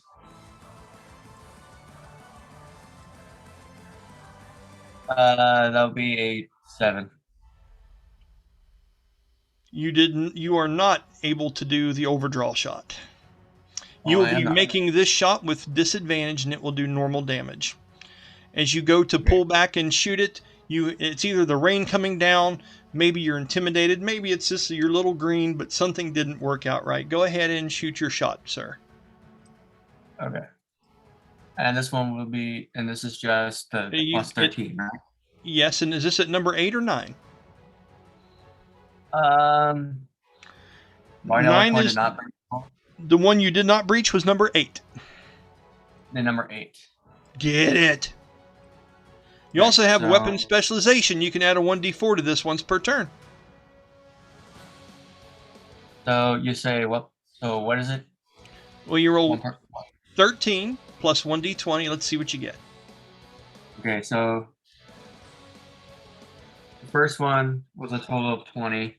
And you said I had either roll for disadvantage, correct? Yep. Roll 2d20, take the lowest one. Second one was a natural 1. Of course it was. Okay, so maybe that's why the shot didn't work. It's like Corey was saying, sometimes the dice just tell the story, man, earlier when he Yep. rolled the bad initiative roll. So, with that, you ever shot a bow and it smacks the inside of your forearm and it just stings a little bit? Yes. You're in that world right now, sir. I want you to imagine this is middle school and you don't know what you're doing. And here it just Okay. smacks you inside, goes flying off to the side. I would like for you to roll me a dexterity saving throw versus a DC of 15 to see what happens here, because I have a hunch of something. Okay.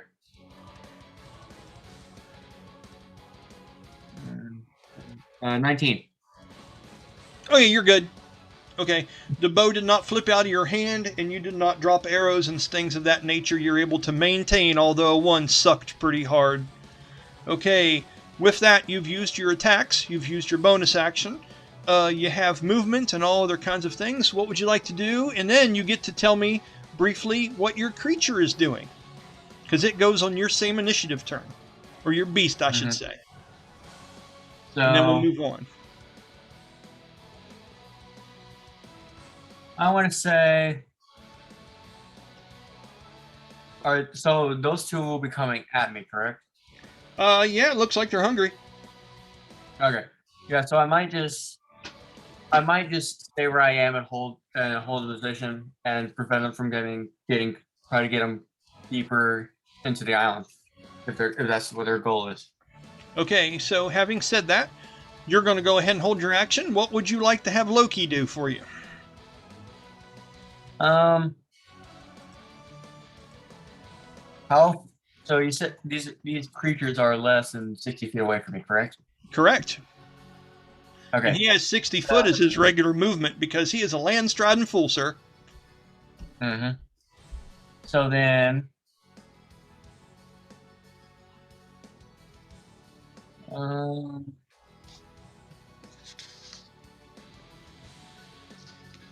As soon as you're done here, Sean, I'm going to let you go because we had to skip you. You were on the phone. You'll go directly after this, okay? I always have bad timing.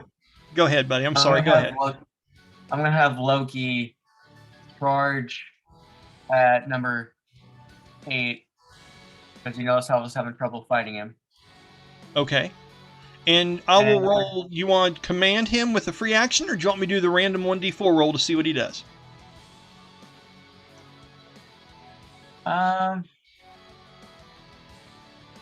We can do the 1d4. I will see how that one pulls out. It's fun, right? I know. So his creature, he's able to roll 1d4 and it has 4 specific actions it can take on its turn, which kind of makes it exciting for him. And he also has a really strong link with this one. So did you want to stick with Loki, or did you change its name, Colby? I think I want to stick with Loki. Okay, nice. So it goes up now. Here's the thing. This thing has 10-foot reach with its tail and with its bite and stuff. Now you just wanted to go up there and attack number 8. So what I'm going to do is I'm going to roll 1d4. If it does something ranged, I'm going to go ahead and do that. If it chooses to go up close and do something, number 9 is going to get an attack of opportunity against it. You understand why that is? Yes, I do. Okay. So with that, he's going to run up here. Roll me a 1d4 and tell me, as you're looking at it and I'm not, what the random action is. And hope for a 4, because I know it's a good one. Oh, 1. Damn it. Go ahead and just do is it just a talent attack? The one action is a bite action. Okay. Go ahead and roll the 1d20 plus its attack modifier, and let me know what you get. If you would, Corey, roll me a 1d20 and tell me what you get. You're attacking for Merrow number 9, doing the attack of opportunity against this creature for me. 6 on the die. Where is 6 on the dice. So where am I looking at for the attack bonuses for Loki here? Okay, I'll bring it up for you. Or I'll try to find it here really quick. Give me just 1 second. So, Kiltusk. Okay. All I'm having is hit for the 2d10 plus 3 for the damage, but I'm not seeing anything for attack. I got you, babe. Just 1 second. It's no problem. Okay, right here. I am seeing his actions. Melee weapon attack plus 9 to hit is for a bite. It says it right there in the first sentence. See it? Okay. I see So, okay. Yeah. So you roll your 1d20 and add 9 to it. So you rolled a, what was it again, Corey? I apologize. 6. Okay. So 6 plus that. Let me see here. Okay, so number 9 goes to stab at him, but misses him as it glances off some of the armor that you have crafted and put on Loki. So the attack of opportunity misses against your beast. What was your d20 roll, sir, for your bite? A total of 19.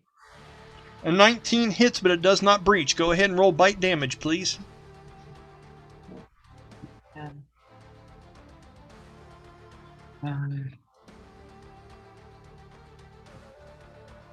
11. 11 points of damage. The teeth find purchase, and you're able to see some of that blue blood and stuff come out from it as it makes a cringing sound. I'm going to roll something right now for you. And with a very high d20 roll, when he bites it, he keeps a hold of it. He pit bulls this thing like it does a rubber tire. He is on. He's not letting go. Strength check on the part of that one. Fails. It is not able to get free of the grip, and he now has number 8 grappled. I'm going to go ahead and make a note of that real quick. Grappled. And the damage was, what was it again total? Colby? 11. Okay, reduced by... Okay, got it. Okay, that is the end of your turn, I believe, unless there's something else. No, because I think I have used my bonus action to try to do the overarrow shot. Correct. Okay. Moving on. Sean, buddy, you are up. Sorry I skipped you when you were on the phone there, but his thing on the beach was kind of away from you anyway, so I thought it would be okay. That's okay. What would Selene like to do now that she rolled like a negative 30 and has no idea where the lights are from? You went up, you healed Valdara. You got this thing, you can see it just beneath the surface as it got knocked off the side of the ship, and you see some big bad out here in the distance in the waves. How far is the thing off the ship? Let's find out with our handy dandy grid. Just a minute. And I could leave the grid up all the time, guys, but it bothers me when I'm just trying to look at things. I just bring it up when we need it. If that bothers you, I can leave it up permanently. You guys just let me know, okay? 5, 10, 15, 20, 25, roughly 30 foot away. Or as Selene would like to say, in range. Range, yes. What are you thinking, boss? Bonus action, insightful fighting against the big baddie. All right, roll your roll, and what do I roll versus you? Deception check. All right.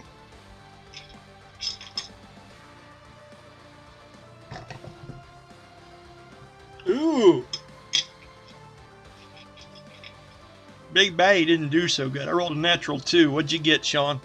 Total of 21. Yeah, you're good.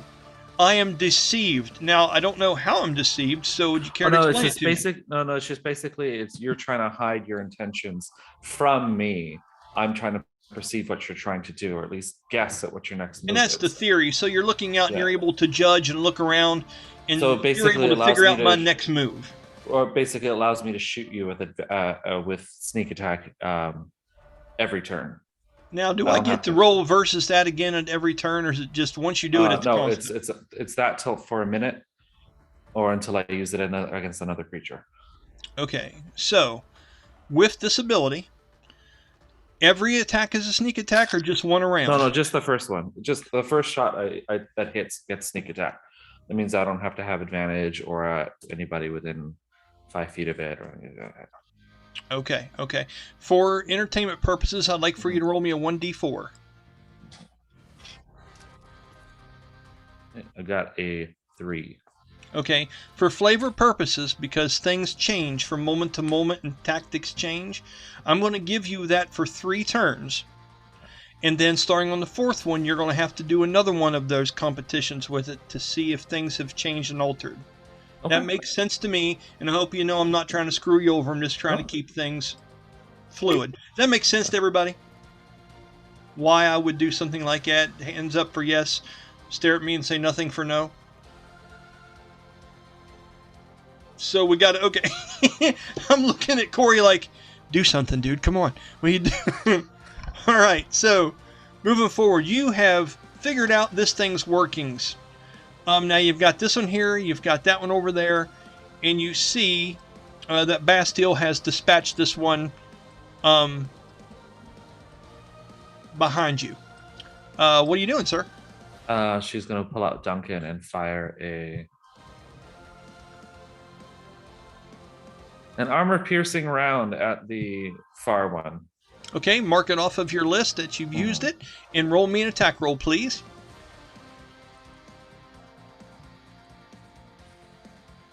Okay.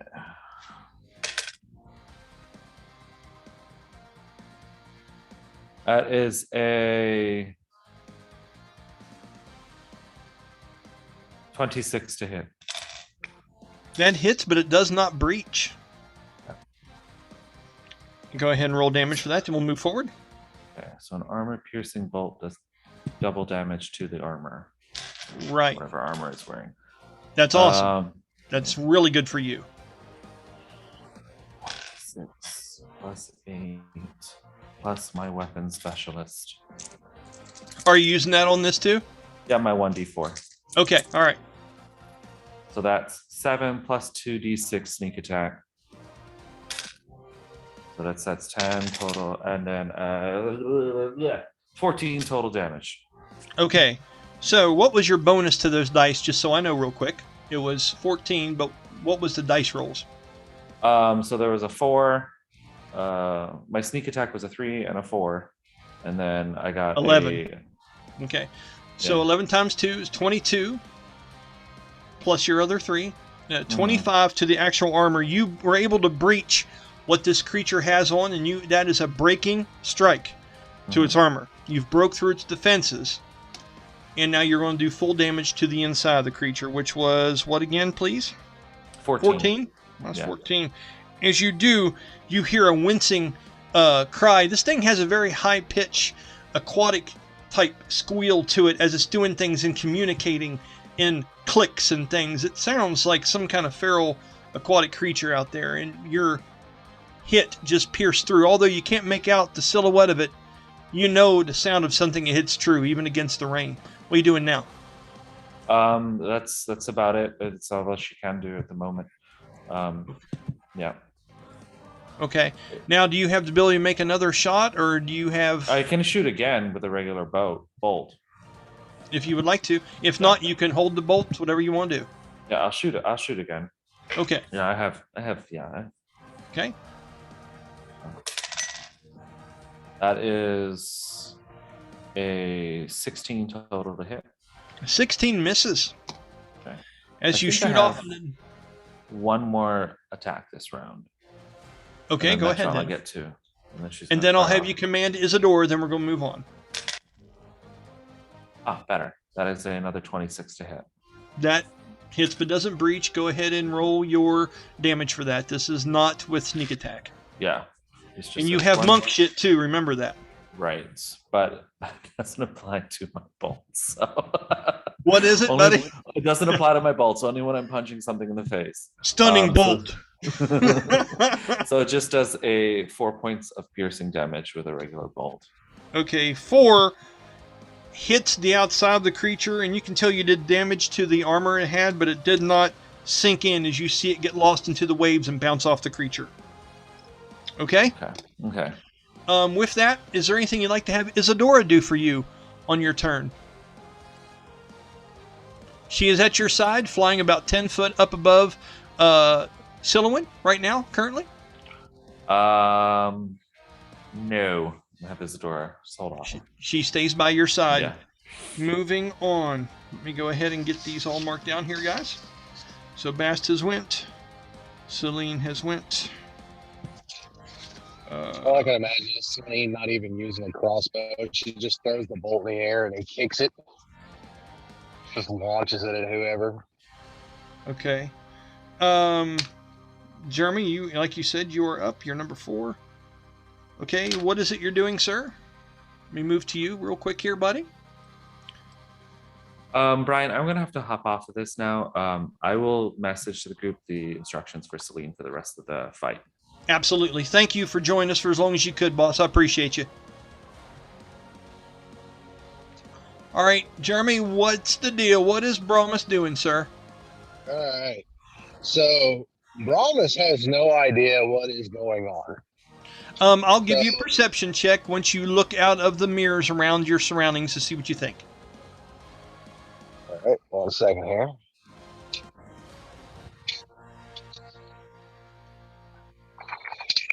I literally picture him driving right now, reaching up at his dash, hitting stuff like, let me use the die roller. Yeah, GPS is like, turn around, right? Keep your It eyes was a on natural the 20 for perception and a natural 1 for driving. Right on, yeah. It's a 10 for perception. You see it's raining. You know, you're on the front of the ship. You're watching the bank, and I will say this: with all the flashing and shit and the dinosaurs running around the bank, you see that this what appears to be a native of the area is doing battle with some kind of sea creatures that are coming up out of the water. That's what a 10 gets you. And that would be the immediate thing that he sees going on. Yep, because you're faced that direction, sir. Wonderful. And it looks like those creatures are off the ship. Like Brahmus would have to jump off the ship to get to them. Well, I mean, they're going to be 5, 10, 15, 20, 25, 30, 35, 40, 45, 50, 55, 60 foot, but it's at an angle, so it's more like 70 foot because you're up on the high part of the ship, remember? You're on the very top. So you might have some spells that are within that range, but it'd be a walk, sir, and I don't know how good you float. Gotcha. But I'm interested to find out. Am I able to get a feel from where I am about how deep the water is right there? With a 10, absolutely not. Okay. Yeah, you know what? Yeah, with a 10, over your head. Cool. Right? I mean, how deep could it possibly be? We're at the I mean, right? I mean, why not just dive in? I mean, it's not like there's a no diving sign on the side of the ship, man. Just be you, sir. What does he say? I'm a peacock. You gotta let me fly.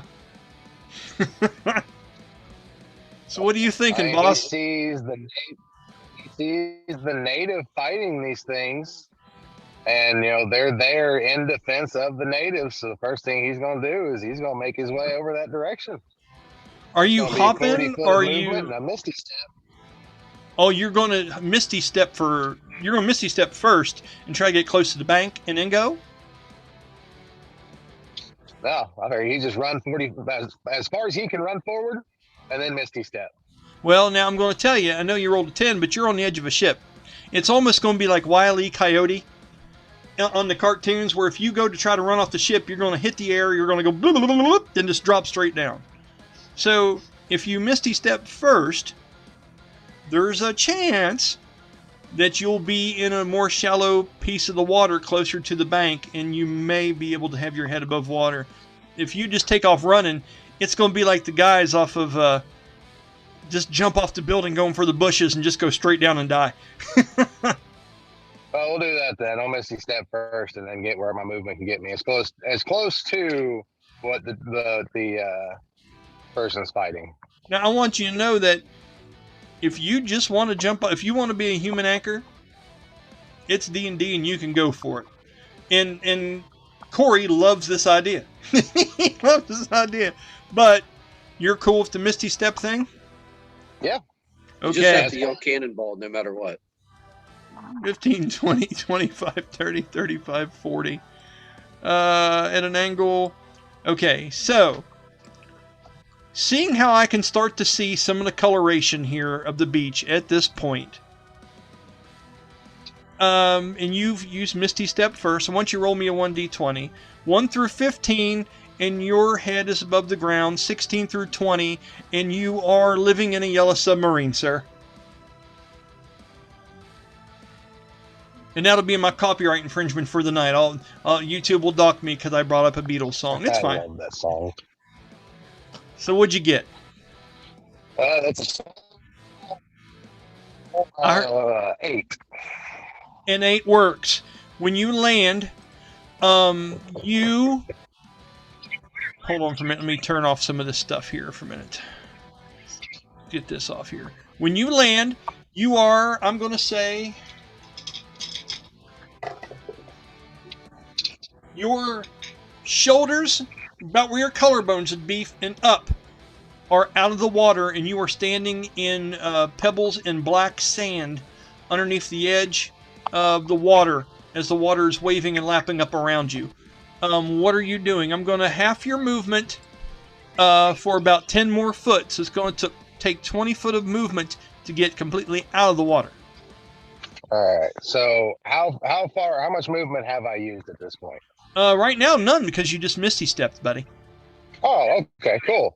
Yeah. I got 35 total, so I want to take as much movement as I can to get as close to these things as possible. Okay, so let's go 5, 10, 15, 20. That's going to put you...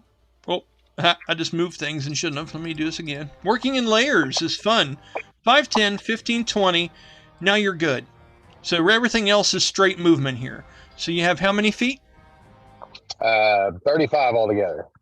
25, 30, 35. Now you can do an overdrive and gain you some more, or you can do shit from there, or you can jump back into the water just because you like swimming. I'm just giving you choices, sir. Let's see.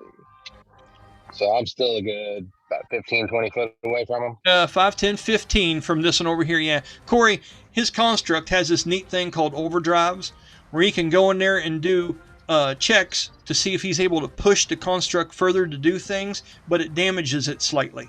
Some neat shit, almost like artificer kind of stuff.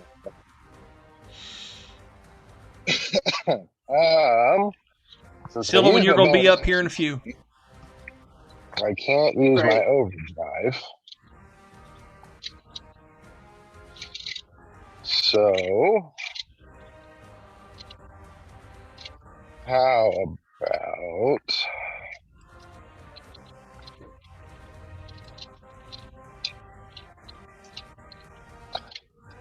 How close am I to Kiltusk?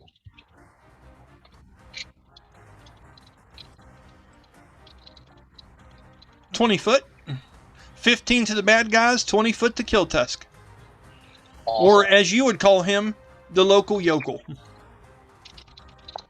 All right. So I am going to use this action to cast Bless on myself and Kiltusk. And and it'll reach him from there? Yeah, it's a 30-foot range. Well, it'll also get his beast, too. Yep. Okay, yes. Rachel, did you have a question? No. Okay, I saw your hand go up. I didn't know if you was looking at your nails or you had something. It's all good. I was looking at my nails. Sorry about that. No, it's all good. Don't be. It's fine. It's fine. All right, Jeremy. So you're doing Bless, sir. Just for the hell of it. It's affected by my eternal favor. It is not something I have to keep concentration on. Awesome. Just for the hell of it, roll me an Arcana check. I like to gauge the potency of your Bless to see if I want to give it an extra 1 or not. All right. Which is something I like to do. It's a good thing I'm proficient in Arcana. Isn't it? Really good thing I'm proficient in Arcana, because that was a terrible roll. It's a total of 12. A total of 12. Nothing extra today, sir. Just a base spell. Tell me how it affects him. Oh. And Colby, you'll want to write this down for you and your character, however it affects you. Okay, go ahead, Jeremy, and explain. You can bless up to 3 creatures of choice within range. Whenever the target makes an attack roll or a saving throw before the end of the spell, which the spell goes on to for a minute. Yeah, any attack roll or saving throw, the target can add a D4.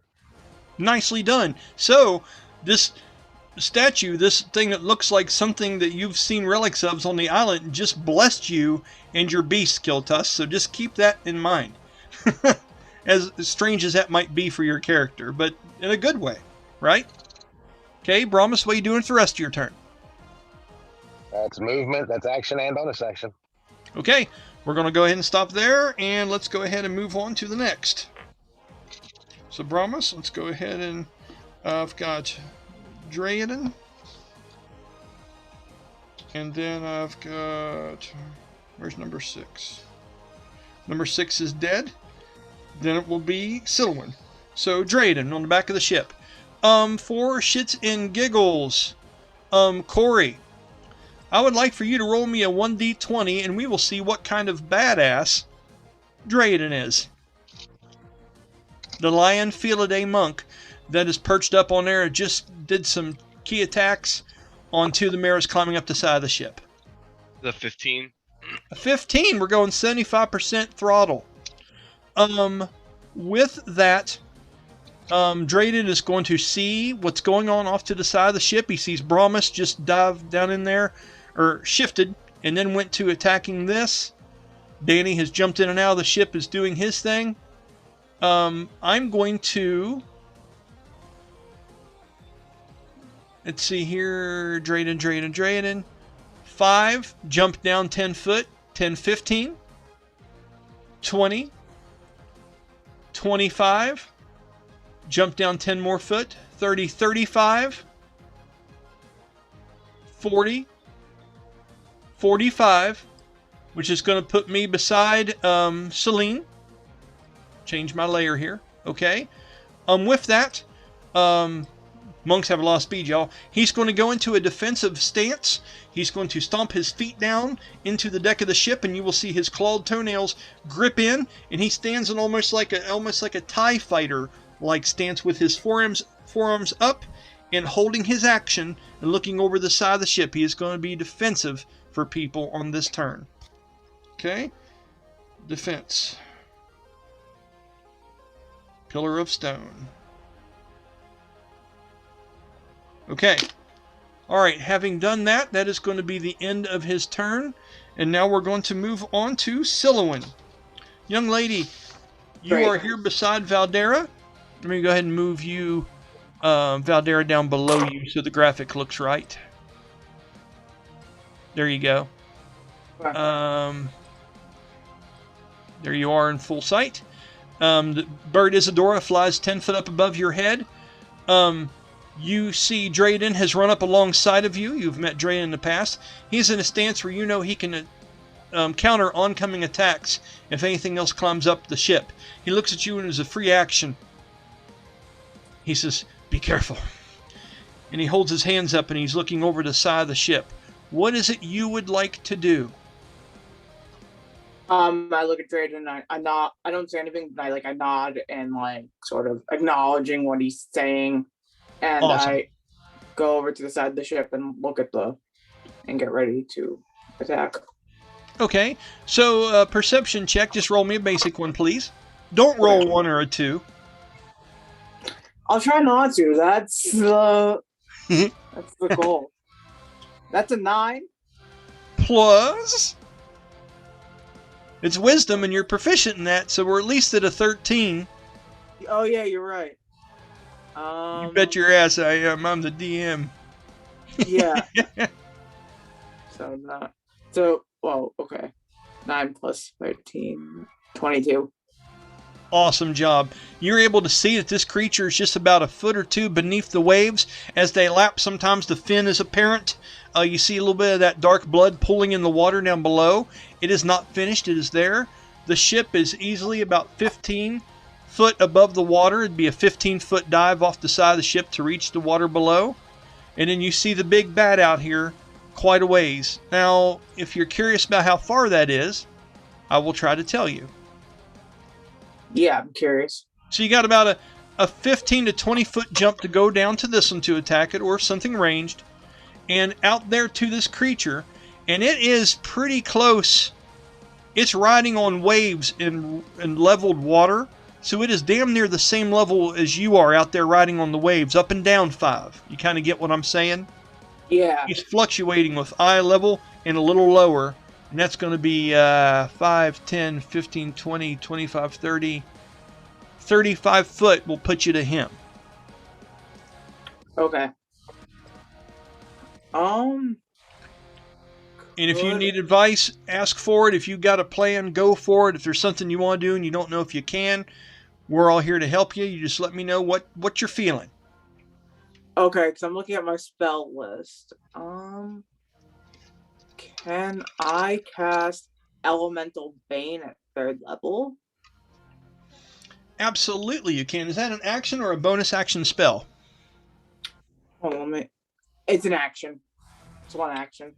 Okay, you're more than welcome to. So when you do that, you have to select the element that will affect it, correct? Okay, yeah. I'm looking at the different... Okay. And so you would want this to be an element that someone else is possibly going to use, or you're going to be able to use against it in the long run. Yeah. Sweet. So make sure it's within range, and once you've looked at the spell, describe it to me, what it looks like and what you're doing, okay? Okay. So, is this like a water-based creature? Absolutely. I would assume so. And I want to point out something to you, too, that you would possibly know. Do a history check real quick for me. History check? Okay. Yeah. 12 plus my history modifier. 15? That'll work. Here's some things that you've seen in the past. You know that Bastille deals piercing and radiant damage most times. Valdara wears on her sleeve that her weapon has 1d6 extra lightning in it. She does lightning damage primarily. With Drayden, it's force. And with you have the ability to get hit by an element and absorb it and imbue your weapon with it, which is one of your earlier skills. So that's some of the things off top. Or if you have a spell you want to try to hit it with the next turn, you go for it. That's just the immediate everything that's around you. That's kind of just me cluing you in. If a 15. Does that sound cool? Yeah, that works. Awesome. So what's it going to be? Ooh. That's the hard part. Oh, I know. Yeah, I'll still cast it, and I'll choose. Hold on, let me again. Sorry. You're all right. Can I choose fire? Yes, you can. Okay, I'll do that. All right, so you are making this thing, and what is it now? Everything it does, fire damage to this thing does damage plus half. Am I understanding that correct? Yes. Okay, let me go ahead and represent that in some way here. Okay. Let's go red. No. Just a minute. Sorry, I about turned everything green on you, everybody. Hold on. So I'm going to say fire. Weakness. And how long does this last? Just give me an idea. Hold on, wait, read it again. 1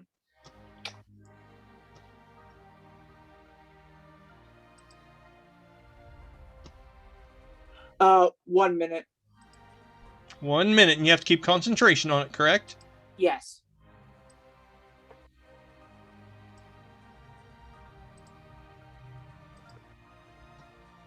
Okay. Let's put that down there. Does that work for you? Yeah, and put a red spotlight on that bad boy, and that's going to represent it has a fire weakness. Yes, okay. What were you going to say, ma'am? I was going to say, is this stupid question? Is Elemental Bane a Skylancer spell or a Bard spell? A Bard spell. Skylancers themselves do not gain spells. You had that from when you were a Bard. Oh, okay. Never mind. I was going to Because since I'm a level 3 bard, I can't cast at a higher level. So No, I don't believe so. yeah, so scrap that idea. Okay, so now that you've done that, that is your major action. You have a bonus action and you have movement. And you have Steadfast Assault as a feat. Okay. What does that mean? Steadfast Assault is a feat that gives you extra actions by subtracting movement. Okay, I'll do that. Well, no, I'm asking if you do have it. Do you have your feats there accessible to you? Yeah, hold on, let me... Just give it a browse real quick, and then we'll see if you've got it or not. Then we'll move on. Yeah, I do have Pretty sure Steadfast she Assault. does. Okay, so you can, now that you haven't moved, you can reduce your movement by half. And then you can get an extra attack. Okay. Okay, so you can do that. Okay. Or a base level cantrip. Okay. I think I know what I'm going to do.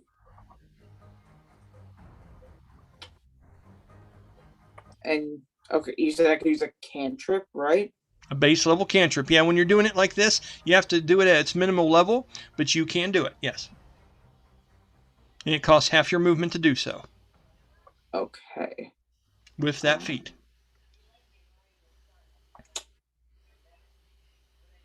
Or one lance attack, and this thing is within range of lance as well too. You have a lance that's returning. That's part of your kit. That's a good thing. Oh, so I can throw my lance at it.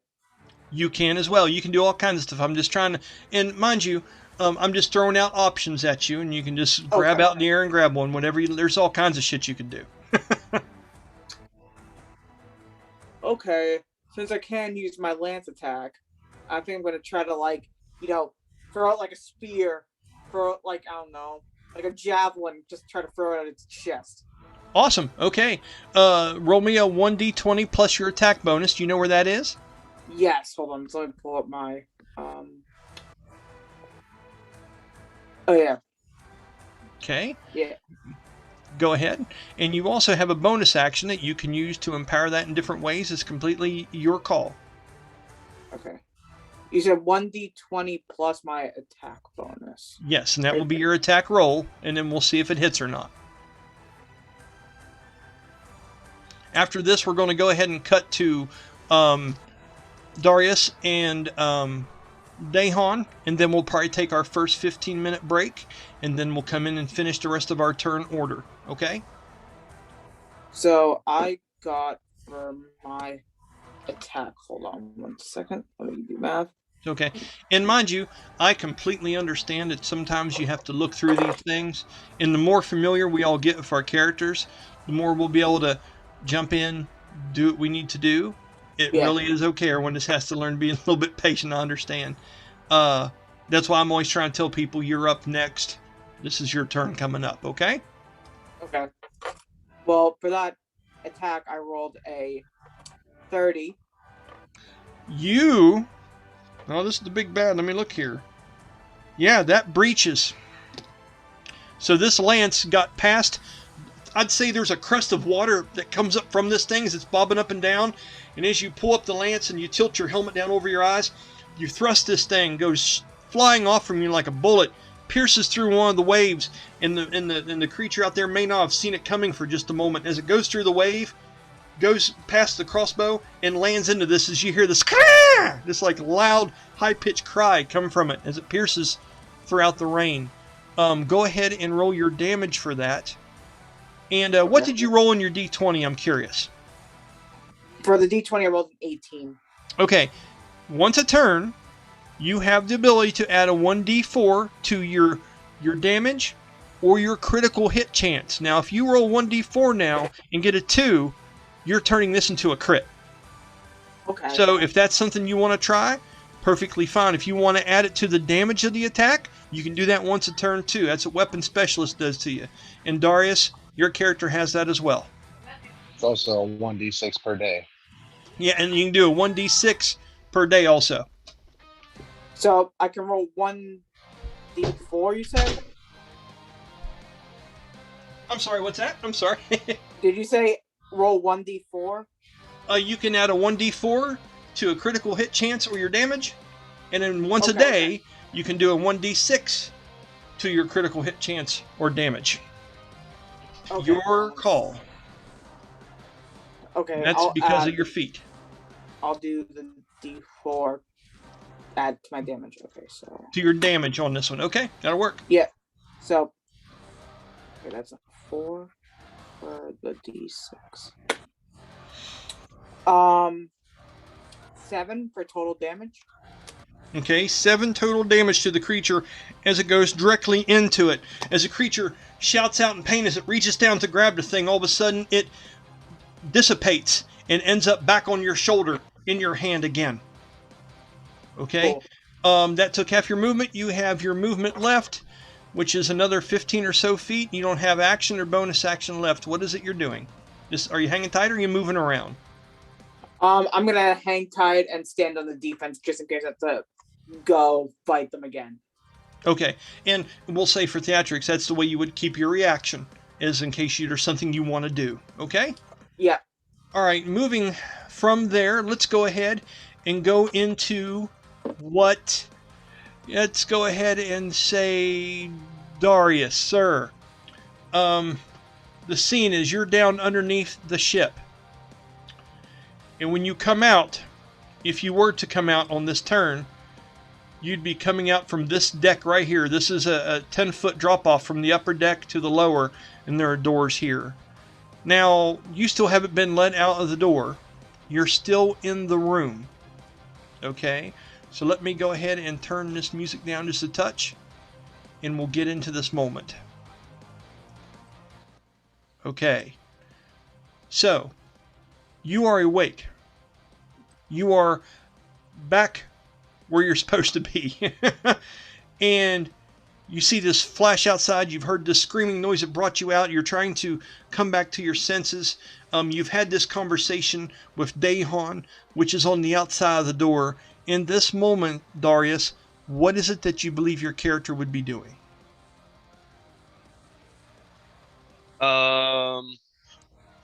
So I imagine that. I mean, do I hear the sounds of fighting and such going on outside? Roll me a perception check with disadvantage because you got that bam in your ears, okay? Yeah. Now, just to clarify, I realized something when I rolled perception earlier. I what's forgot up? that I have advantage by default on hearing. So you're rolling this Right. straight. Yeah. Yeah, because the stun effect, but because you naturally do, they cancel out each other. Correct. But that would only, well, that'd be a 14. Yeah, I mean, 14, 10 is your basic stuff. 14 is damn near doing something as difficult. And I don't believe it is difficult to know that shit is going down on this ship. Yeah. I'm going to say, the Aeolus has portal windows, and we talked about the moon was not shining through them, and you could see the rain coming down.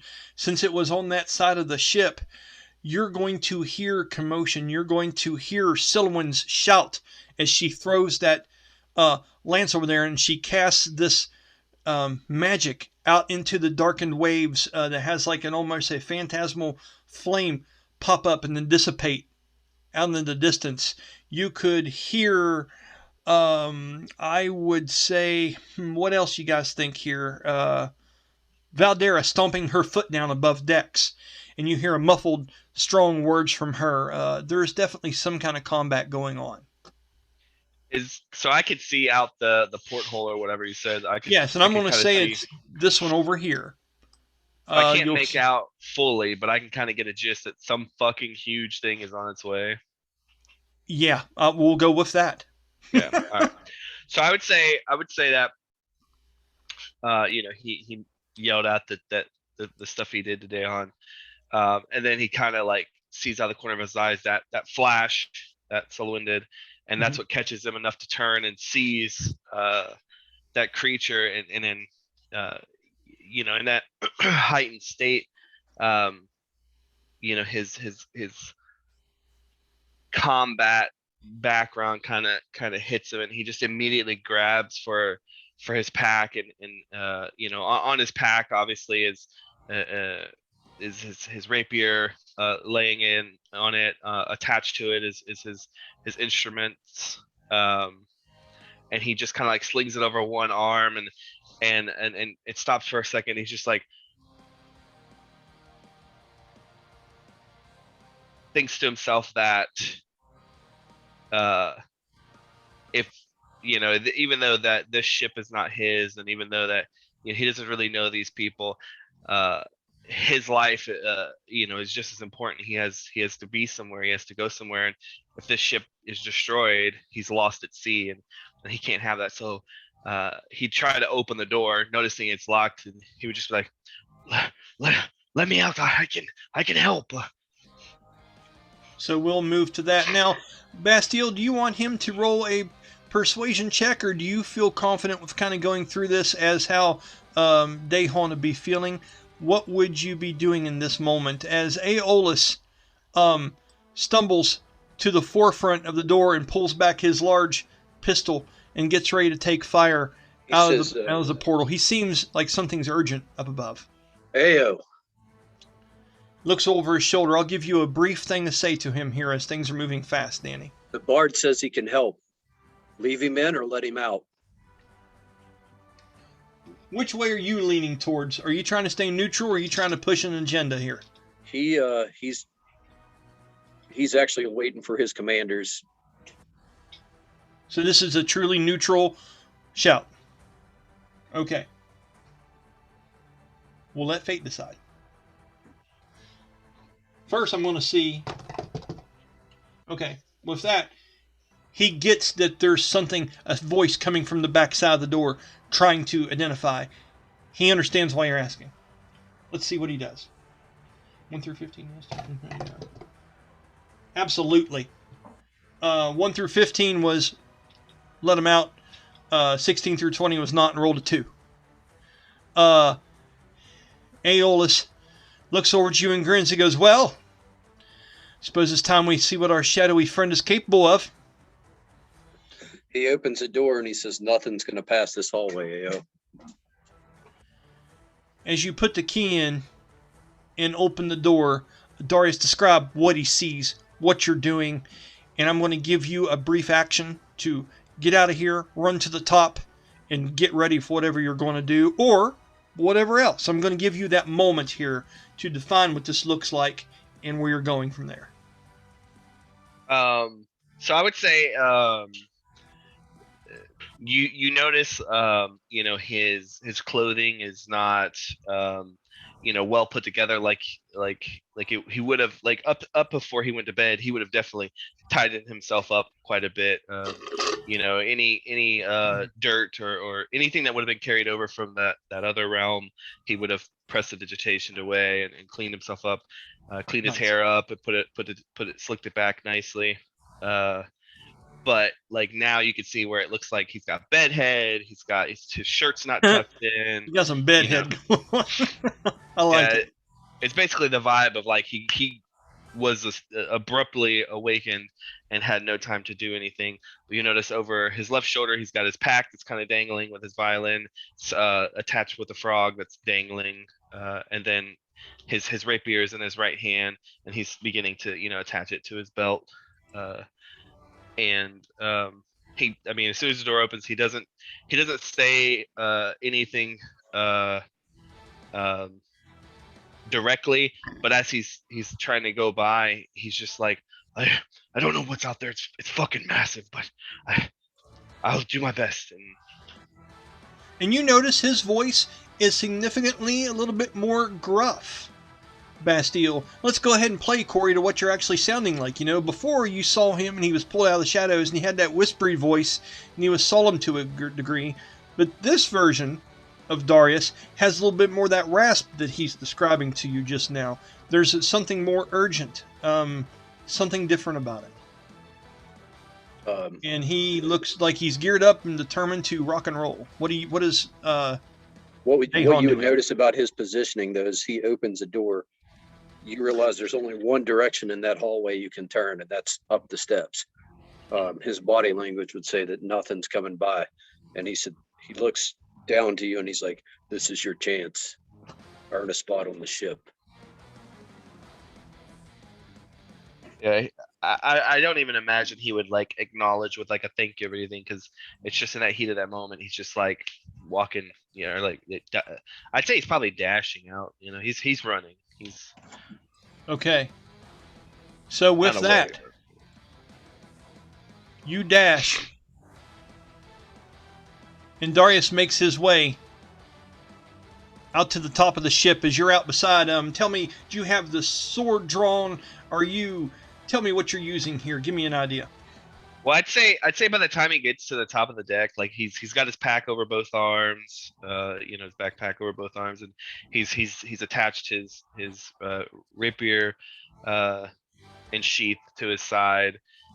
He's not got it drawn because he doesn't know exactly what's there, but he definitely has his hand on his hilt. If he breaches the doorway and sees an enemy, like he's immediately drawing a weapon. Okay. All right, that makes sense. But if there's nothing to fight right there, he would basically come out and perceive around and get a better understanding of what's visible. Okay.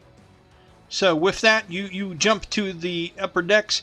You are going to be beside Aeolus as he is just barely peering out with his gun pulled. He looks at you, and he looks you up and down with a sarcastically cocked eyebrow, and speaking in that poetic kind of tone, that sarcasm that he has with that kind of elegant slang to him. He goes, sorry I couldn't let you sleep a little bit longer. As he grunts as he's shifting a part of the gun and opening up, he goes, well, enough of the chit-chat now. I've got you covered. And he pulls up the gun, and he's getting ready to shoot off a blast as you see some kind of arcane energy forming around the edge of the barrel. Dayhon, what are you doing now for your moment? You've opened up the door. Darius has went running out past you. What are you doing now? Dayhon is still guarding that. He's not letting anything come down the hallway. He doesn't know what's above, and he doesn't care. Okay, so I'm going to keep you below decks. And the way I will symbolize that in this, I'll show you how I'll do it. Okay. Let's go ahead and move you here, Dayhon. Okay, I'll bring you into this as soon as I can find where the hell you are. There you are. Okay, and I'm going to make you somewhat transparent because you are below decks, just to symbolize that you are there. Okay, Danny? Okay. And on that note, everybody, let me go ahead and turn this down just a touch. I say we go ahead and let me stop share. I say we go ahead and take a 15-minute break, 10 or 15 or so, and then we'll come back and we'll kind of get to a point. We'll try to have this wrapped up by 10 o'clock. Does that sound fair for everybody? That works for me. Okay, awesome. So just for a heads up before we close here for break, that is going to be your all's turn. Now your turns are still coming up. So you're going to get ready to get in this rotation. I'm just giving you some of these free actions below deck, not just for theatrics, but to just keep everybody involved. It's a long time to sit there and wait for people to go through and do this. So I'm just trying to keep her interesting. So let's go ahead and say that the next people to go up, the last one was Sylowen. She was 7. We got 8 and 9, which are down there by Kiltusk. Kiltusk already took his turn. So then we're going to go ahead and go to 9, which is going to be one of the, it's going to be the big bad. That's the one that's going to be going when we come back. Okay? So with that, I'll go ahead and pause the recording, and we'll see you here in just a few, folks. Okay, so we're all back. We are getting ready to go to the big bad's turn, and then we'll go through a little bit more and see how far we can get tonight, and hopefully get this wrapped up beginning of the next episode, depending on how everybody does, because, big bad's getting ready to go. So with that, I would like to share screen yet again. Advanced portion of screen. Share sound, share. And now we're back. Okay. So you guys just came above decks. Aeolus is laying down cover fire. He's watching for you guys. Dayhon is just inside the door, so nothing can get down below decks and secure and make sure Oma and Tamara and Medelia and all of them are safe down below. But Darius has got other plans. He's ready to go out here and hold some people accountable. He's heard too much bullshit. And you've got quite a little bit of bloodlust and rage built up inside of yourself because of things you've just recently been through, Corey. Let's go ahead and move on to the big bad's turn, the Sea Scourge. Alright, so now as Jeremy made mention of there while we were on break, this light spell that he cast shows this aura of light, which is illuminating, and he has concentration on.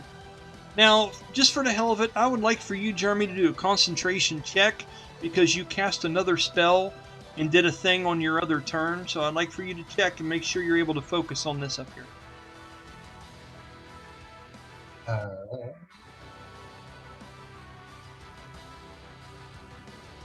Daylight is not concentration. Oh, okay. So it's just once you cast it, it stays there. Yep. Okay. For 1 hour. I think you mentioned that, didn't you, buddy? I don't know. I may not have. You may have. I was driving when I was looking at it. So have fun with it. Be like, Brian, I told your ass. So it's all good. So he also explained that it shows decent light another 60 foot out. And as that would take up the map, I wanted to go ahead and reward that with showing a little bit more of the enemy's front side here and face, because that light would reach him dimly. Okay? So let's go ahead and do that. As the shadowy image disappears from the front of him, and you're able to make out the shape in the water. And that is the ugly son of a bitch right there. Which is nice, because the shadows being cast back. It's really cool that that worked out that way, Jeremy. That makes it look kind of like we did it on purpose. I like it. Although we didn't. I'm not that clever. So, it's got this badass wicked harpoon-looking crossbow to his side. Riding on the waves, bobbing up and down. Like I said, he's easily, even with everyone on the deck or top 5 or 10 foot below, depending on how the waves are treating it. And he's halfway obscured because of the heavy rain and fog around here. So you guys understand that. You can still make out the silhouette, but, you know, making breaching shots, it's going to be tougher to hit him. You understand what I'm saying? With that, I'm going to go ahead and make it his turn. Okay. He is going to use the first of a legendary action, guys.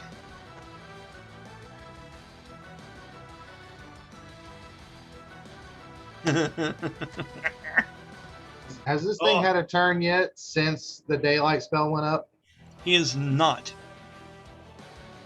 So what do I need to do here? What are you saying? Oh, well, I was just curious because it's almost like you just turned a floodlight on in something's eyes that's used to the dark. So, okay, thought you might do with that information what you would. You know what? That's a valid point, Jeremy, and a valid point deserves a 1d20 Constitution saving throw.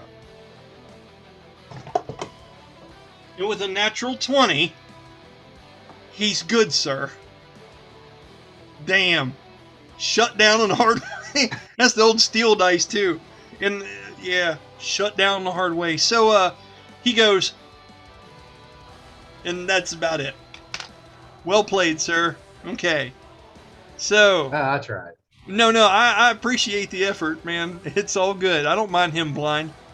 Definitely not. So. Using the first legendary action, well, this takes 2 points to do this actual particular action. He is going to do something that you guys have not really ever seen before. And I'm trying to decide who I want to do it to. Because there's a group of people right here. And I can really only do it to one character at a time. So, with this, Colby, I'm going to let you decide the fate of these fuckers. One is, remember this everyone, one is Selene, 2 is Valdara, 3 is Sylowen, and 4 is Dayhon.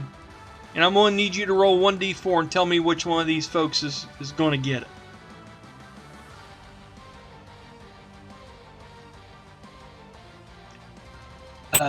Dayhon. Dayhon was number 4, right? Of course, had to be my character. Thanks a lot. You're kicked off the game. You're done. Okay. Hey, don't So, blame me. Play the dice, man. This is the Cass- first time the D4 I got a 4. Cats don't like water, okay? That's all I'm saying. They just don't like it. So, you guys are gonna shit. I hope you do, because it's really fun for me to do this. He makes these sounds and raises his other hand up. It's not holding this wicked harpoon-looking crossbow. And as he does, the water starts to swirl around all four of you, as if something is being summoned into creation. Okay? And as this happens, something comes into view.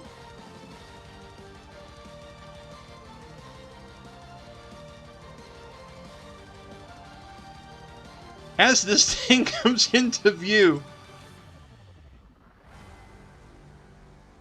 it encircles around you guys up on the actual ship deck as if it is some kind of summoned creature. I need all four of you to do dexterity saving throws like fucking now. Oh gosh, hold on. Bringing in the big guns. Thanks, Jaws movie. You're the best. I know what. Thank goodness Brahmus jumped off the ship. Yeah, I know what a big old water guy's going to do when he summons. He's going to summon a phantasmal shark to bite you on the deck of the ship because that's D&D. Yeah. That looks pretty wicked. I was happy with that, dude. Dexterity checks for the lot of you. I'd like to start with Sylowen. What did you get? Or it's dexterity saving throw. Dexterity saving throw? Yes, ma'am. That is a 17. Okay, I'm going to roll the DC. I'll know it on my side, and I'll tell you guys if you pass or fail. Oh, no. Hold on. Cue the evil DM laugh. No. That's a fail. Roll for Drayden for me, Corey, just for the hell of it. 1d20 and a 1d8.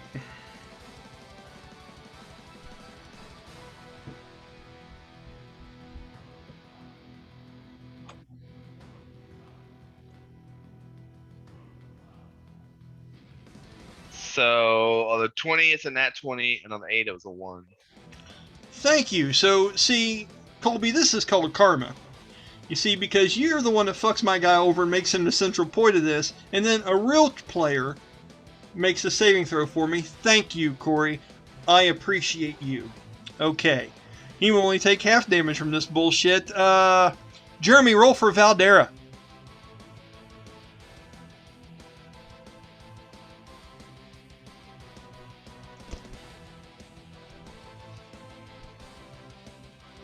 What'd you get?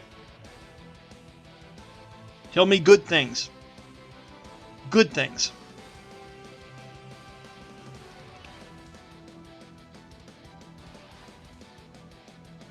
It'd be a 15. Thanks, Jeremy. I failed too. Wow, wow. And Danny! Roll for Selene, 1d20 and 1d8. It's gonna be hard to heal things when you're in the belly of a summoned shark, but you know, we'll see what we can do. And this, by the way, this isn't a whole shark. It seems like this watery film around it opened up like a flat portal on the deck of the ship, and water spills out and the creature's coming up, almost like it's opening it from another place somewhere. If a 22 passes. Okay. So Drayden passed the saving throw. He takes half damage. Valdara failed. Sylowen failed. And Selene passed. Okay? The ones that passed, take this. Take in a second.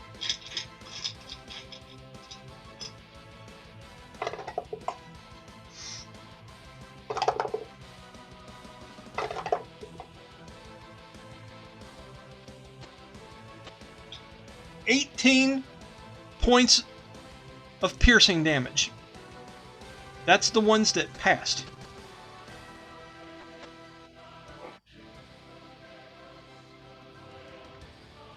The ones that failed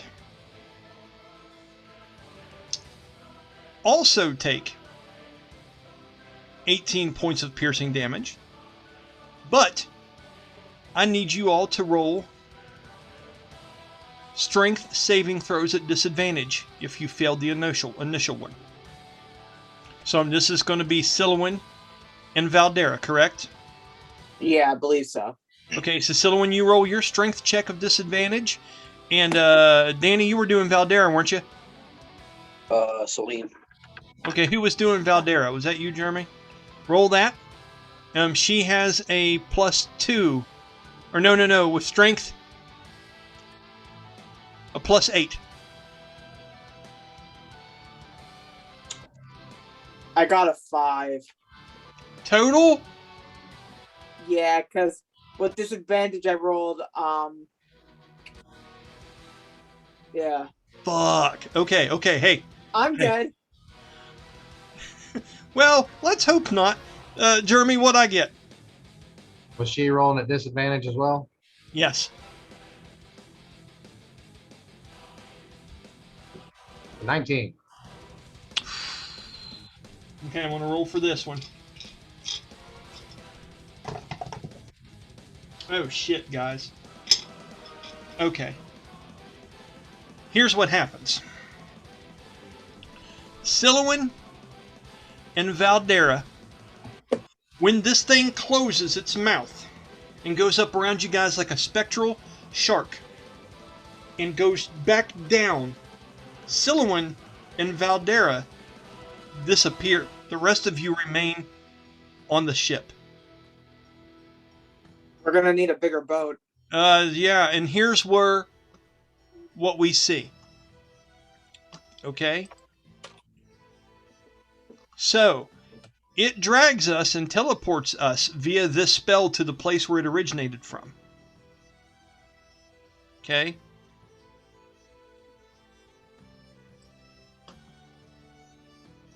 So this thing doesn't only come in and close and hit you, but if you fail the initial, and then you fail the grapple check with it, it drags you back to the other side of that portal. It's almost like a dimension door. You can kind of stick your hand through and go in one place to the other. You guys get what I'm saying?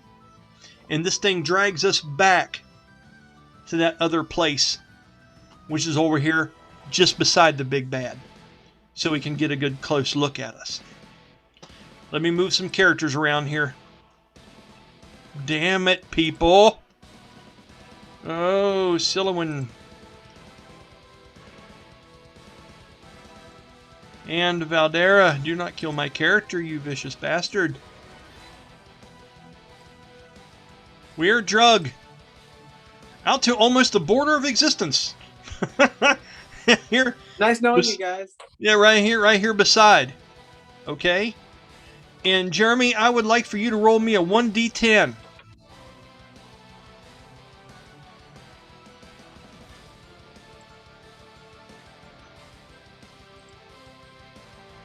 Ten. A high roll. Thanks. We are 10 foot below the water's surface. You and her are both facing each other. In this darkness, flashes of lightning 10 foot up above us. You feel pressure in your nose. You, Sylowen, have never been this deep underwater, although you do know how to swim. But with this wyvern-like armor on that you have, it is an extreme struggle to just stay where you are. You can feel yourself going up slowly, but you don't know if it'll be enough without major effort. As Valdara shuns off the fur cloak and starts looking up, and you can see her kicking her head around, and she's reaching, holding on to a heavy sword that she refuses to let go of. So are we in the shark's mouth? No, the shark just teleported us there. I'm getting ready to get rid of that. Sorry. She's like, all right, Brian, enough of the shark. The shark is not there. Really okay. Yeah, it just teleported us there. Okay, so with that, let me go ahead and move around our tiles so we represent the fact that we are halfway underwater, as I will dim us.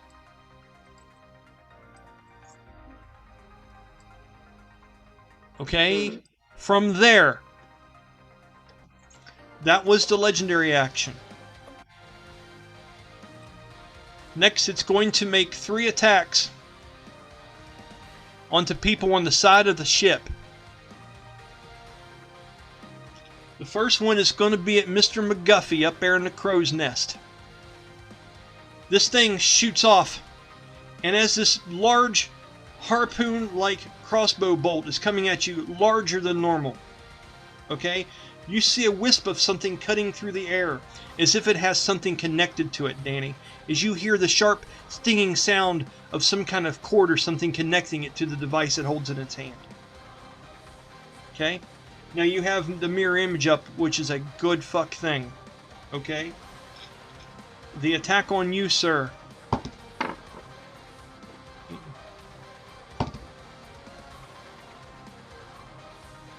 $25.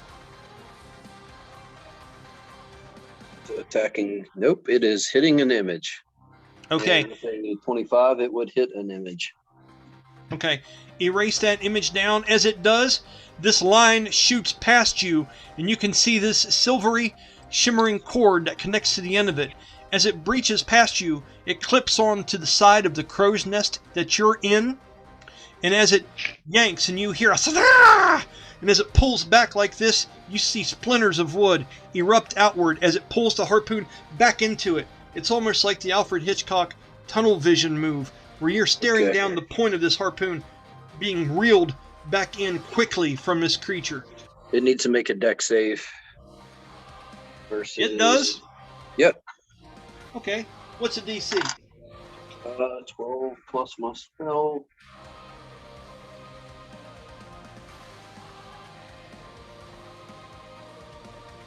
Seven. 21. 21 is the DC?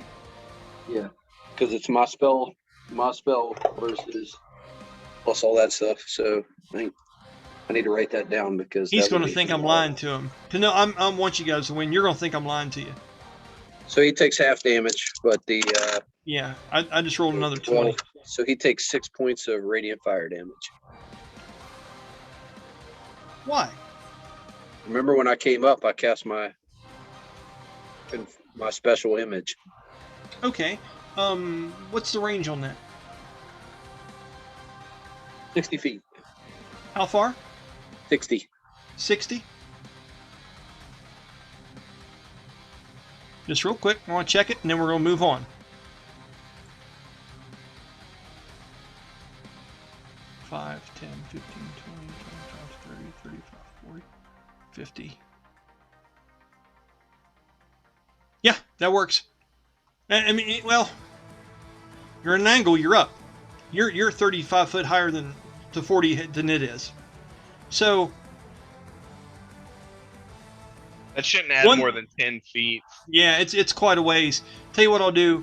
I'm going to give you a shot at this just for flair because you thought of this and it's a great spell. 1 through 10, and it is out of range. I'm going to have someone else roll it. 11 through 20, and it's in range. Jeremy, go ahead and roll. Tell me if we get 11 through 20 on a 1d20. You just want me to roll because I've been rolling. I know.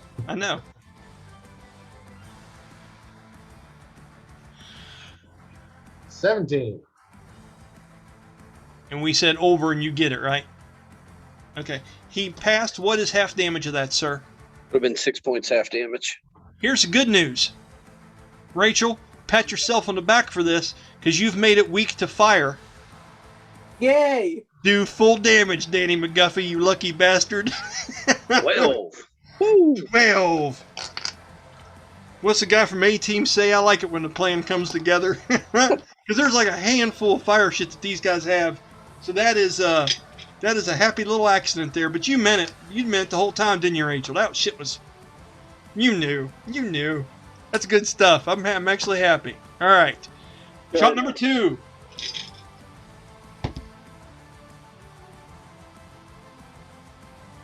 That's a 27.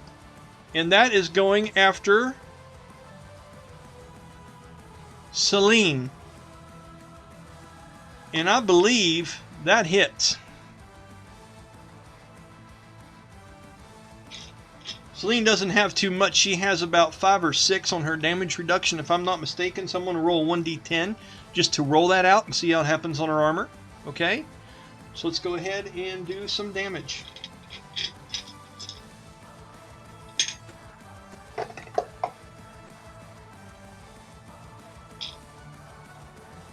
"13 points of piercing damage is what gets through. It would have been more than this. As Selene is hit for 13, I'm going to take track of that. And I'm going to need her to do me a dexterity saving throw. Colby, roll me a 1d20 and a 1d8 and tell me what you get.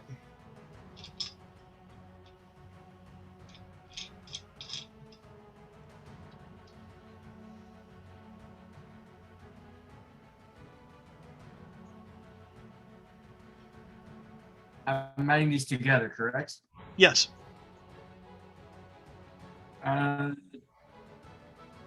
21. 21 succeeds. As the harpoon hits Selene, it was going to try to reel her back in the water like it did the first shot that it shot at the side, but she was able to move to the side and doesn't take the full damage from it. Now, if I'm not mistaken, can't she take the uncanny dodge as a reaction, Danny? She had rogue up to a certain level. I think she's like a level 4 or 5 rogue, and I think they have uncanny dodge then, do they not? Yeah, uncanny dodge gives you half damage. I think as a monk, she's got deflect missiles. Yeah, that's what I was thinking. Like, grab that fucking thing. Okay, Throw it so back. I'll let the group decide. Do you think she would try to grab? Now, it's a pretty good sized projectile with a lasso end to it. Now it has hit her. Do you want me to see if she can outroll that damage and do the monk shit with it? Or do you want her to roll back and do the roguish shit with it? What are we thinking? If I was a monk, I'd try to roll with it and drive it into, instead of deflecting it back, deflect it into the ship since it's attached. Well, I'm not gonna make that an option. That's pushing it a little bit too far. The mechanic is what it is. Okay, so which one are you voting on, Danny? Sure, I vote deflect back. Monk shit. Okay, Jeremy. Absolutely. What are we saying? No. Rogue shit or monk shit? I'm going monk shit. Monk shit. Corey, what are we thinking? Oh, I mean, I don't know Selene, but so Hey, you really don't have to here. It's all good. What would Yeah. you like to see? I mean, monks always grab that shit and throw it back. So Okay, monk shit. So now we got 3. One more vote for monk shit and we're good. Oh no, it's 5 of you. That's 3-2. It's monk shit. Okay, so explain to me the dynamic of this, as I rarely use it. Don't I have to roll something to see if I outdo the damage? And if I do, I'm able to catch it by using a key point, correct? Yep. Okay. yeah. So, what is the roll for me? I have to look it up real quick unless someone else knows off the top of their head. Hold on a second, I'm pulling it up here. Okay, thank you, buddy. I'll make Use Danny your do it since he's the one who wanted Use to your anchor. reaction to deflect or catch the missiles when you're hit by a ranged weapon attack. You do so, the damage you take from the attack is reduced by 1d10 plus dex modifier plus monk level. If the damage is reduced to 0, you can catch the missile, and if it is small enough for you to hold in one hand, let's follow it not then. You have at least one, and you have at least one hand free. It is not small enough for her to hold in just one hand. Well, you know, it would be, but it's the size of a fucking spear. So, I'd have her do that with disadvantage, that part of it. It's not like a normal arrow. If you catch the missile this way, you can spend 1 key point to make a ranged attack with that weapon. Okay. So Out I'll of roll. curiosity, is she proficient with spears? She is not. With Oh, then, yeah, rapiers. I can see and the stuff like that. disadvantage then. Yeah, Yeah. for sure. You make this attack with proficiency, regardless of weapon proficiency. Okay, cool. So I'm rolling a 1d10 plus her level and her proficiency bonus to see if I'm able to get higher than the 14 points of damage she took. D10, Dex mod, monk level. Dex mod monk level. Okay, got it. That's 14 exactly. So, okay. So she didn't get hit by the thing. She used a reaction, and she's able to catch on to it. But it's a big fish. It's more than anyone would have expected. Now she's doing an attack roll back at it. This is going to be, I mean, to be And honest, it counts that as a monk range- weapon, so it goes with her weapon, her to hit modifier for weapons she's proficient with. yeah, minimum disadvantage because this thing is connected. It is huge. I'm going to give it a shot just for theatrical things, but this would be a hell of a thing to pull off here. And Okay. it's normal range of 20 foot, long range of 60 foot. So It'd be right at 60. It's right at the edge of long yeah, range. So it'd be disadvantage. Yeah. I mean, it's even, I mean, Can you disadvantage a disadvantage? I know, right? Sean's sitting there like, of course she could do that shit. Of course she could. Here we go. First roll's a natural 2. Second roll's a natural 1. Nope, doesn't work. So with that roll, where does that thing end up landing? Yeah, let's think about that, Mr. McGuffey. Right on Drayden. Whoops. Right on his head. Yeah. Because she's standing in front of Drayden. He was in a defensive stance for things that were in melee range around her to help attack and shit, but it wasn't for this.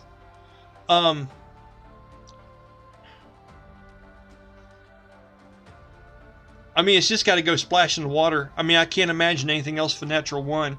The only thing I could imagine is I'm going to roll a dex check to make sure she doesn't trip and fall over the side or catch onto her or something, because it did hit her. Well, no, it didn't. She caught it. So when it reels back, I'm going to say it's going to do 1/2 of one of its dice to her in damage as it rips back out of her grip and cuts her up the arm. It's just being reeled back away as she goes to try to throw it. I just imagine the shaft of the spear is wet from the rain, so she goes to throw it. The spear doesn't move. Her hand just goes forward on the shaft. Yeah, right, yeah. 4 points of slashing damage to her right arm as she's like... as it comes back just oddly from that. And one more attack from the creature. This one is going to be at Drayden. That's a natural 1. Let's see if bad things happen to him. He hits that one that's in the water. Well, yeah, with that, I'm going to say as that one comes loose with a natural 1, this one comes up and sticks into the side of the ship just below you guys, around the Merrow and below you, about 5 foot down on the thing. And as it does, you hear Bastille and Selene, you guys would hear that the cord comes unraveled from the actual harpoon and it stays embedded into the side of the ship with a natural 1. Perfect. Okay. I want that. Right, I was like, keeper! That's a keeper! Alright, so with that, it is going to use its movement. And let's go ahead and move the big bad, then we'll move on, okay? Merrow Sea Scourge. It is going to move over this direction and hover over the top of these two, getting ready to take attacks of opportunity, possibly by using a reaction when they resurface. Making Out of things... curiosity, yeah, what's up? How much range does its harpoon have? Like that cabling? 75 is normal range, and 100 to 125 is long range. Okay. And that's for Corey to know. If your character wants to figure it out in game, we'll roll it and see, but I'm just giving you some numbers there, sir. Yeah, I was just curious, like, is it taut? Like, so he shot it, right? And normally, it's pulling back by default, right? So does that mean it's nice and taut? I think that's the word I'm looking for. Yeah, when it strikes something, he'll pull and reel back with the thing, ripping things towards him to a certain degree. So this time, when it stuck into the side of the ship, all he pulled back was an empty cord. It left the harpoon in the side. So yeah, when he pulls it back, it's like a scorpion, get over here kind of shit. Yeah. Okay. That makes sense? Yeah. Okay. I hope I described that well. Did everyone kind of understand what I was saying there? What was the point of that? Okay. All Yeah, right. I won't go into detail right now why, but I'll tell you why I asked later. Okay. So on that note, it is 10 o'clock. Do you guys want to go ahead and conclude now, and we'll pick up on this next time? Sounds good. Okay, so let me go ahead and ease down the battle music. And we will save this map as it is, which is a beautiful thing. And we are good. And I will stop share, and then we'll have our little wrap session here in just a minute. Okay, so lots of shit going on, but it's fun. At least for me anyway. I hope you guys feel the same way. Got to see some cool interactions with Kiltusk, pulling off some of his special moves. Sending the beast out to make short work of these guys. We'll see how it goes. We got to get a good look at the big bad. Got to go through a lot of Darius's backstory. Open up some doors there. Played up Dayhon. Let you be able to hear what was going on. Opened up the hatch. Decided, you and Aeolus decided he's got to have a chance to fight for his own life. Let him the hell out of there. You know what I mean? Brahmus comes back. Uses the light. Awesome on the deck of the ship. Runs down to help the natives as he would, and is blessing them down there. Can't wait to see what you do on your next turn. Sylowen, like I say, how often is that? Casting that shit on it, making it weak to fire, and then knowing his hellish rebuke shit was going to work on it. That's sweet. Danny has a merge spell where he has mirror image and hellish rebuke merged into one spell by a feat. Nice. So anytime someone hits one of those false images, poof, you're burning. And it's a very cool combination. I really like that spell. Infernal Image. That's what it was called, correct? That's high praise, sir. So anyway, with that, once again, I'm Brian Kynes. These are awesome people. And we will hopefully see you guys again Sunday. And we will see if we are shark bait, as Valdara and Sylowen are swimming buddies right now. And if we can just maybe go on this island and talk to people instead of just getting our asses kicked all the time. So until then, take care of y'all. We'll see you next Sunday.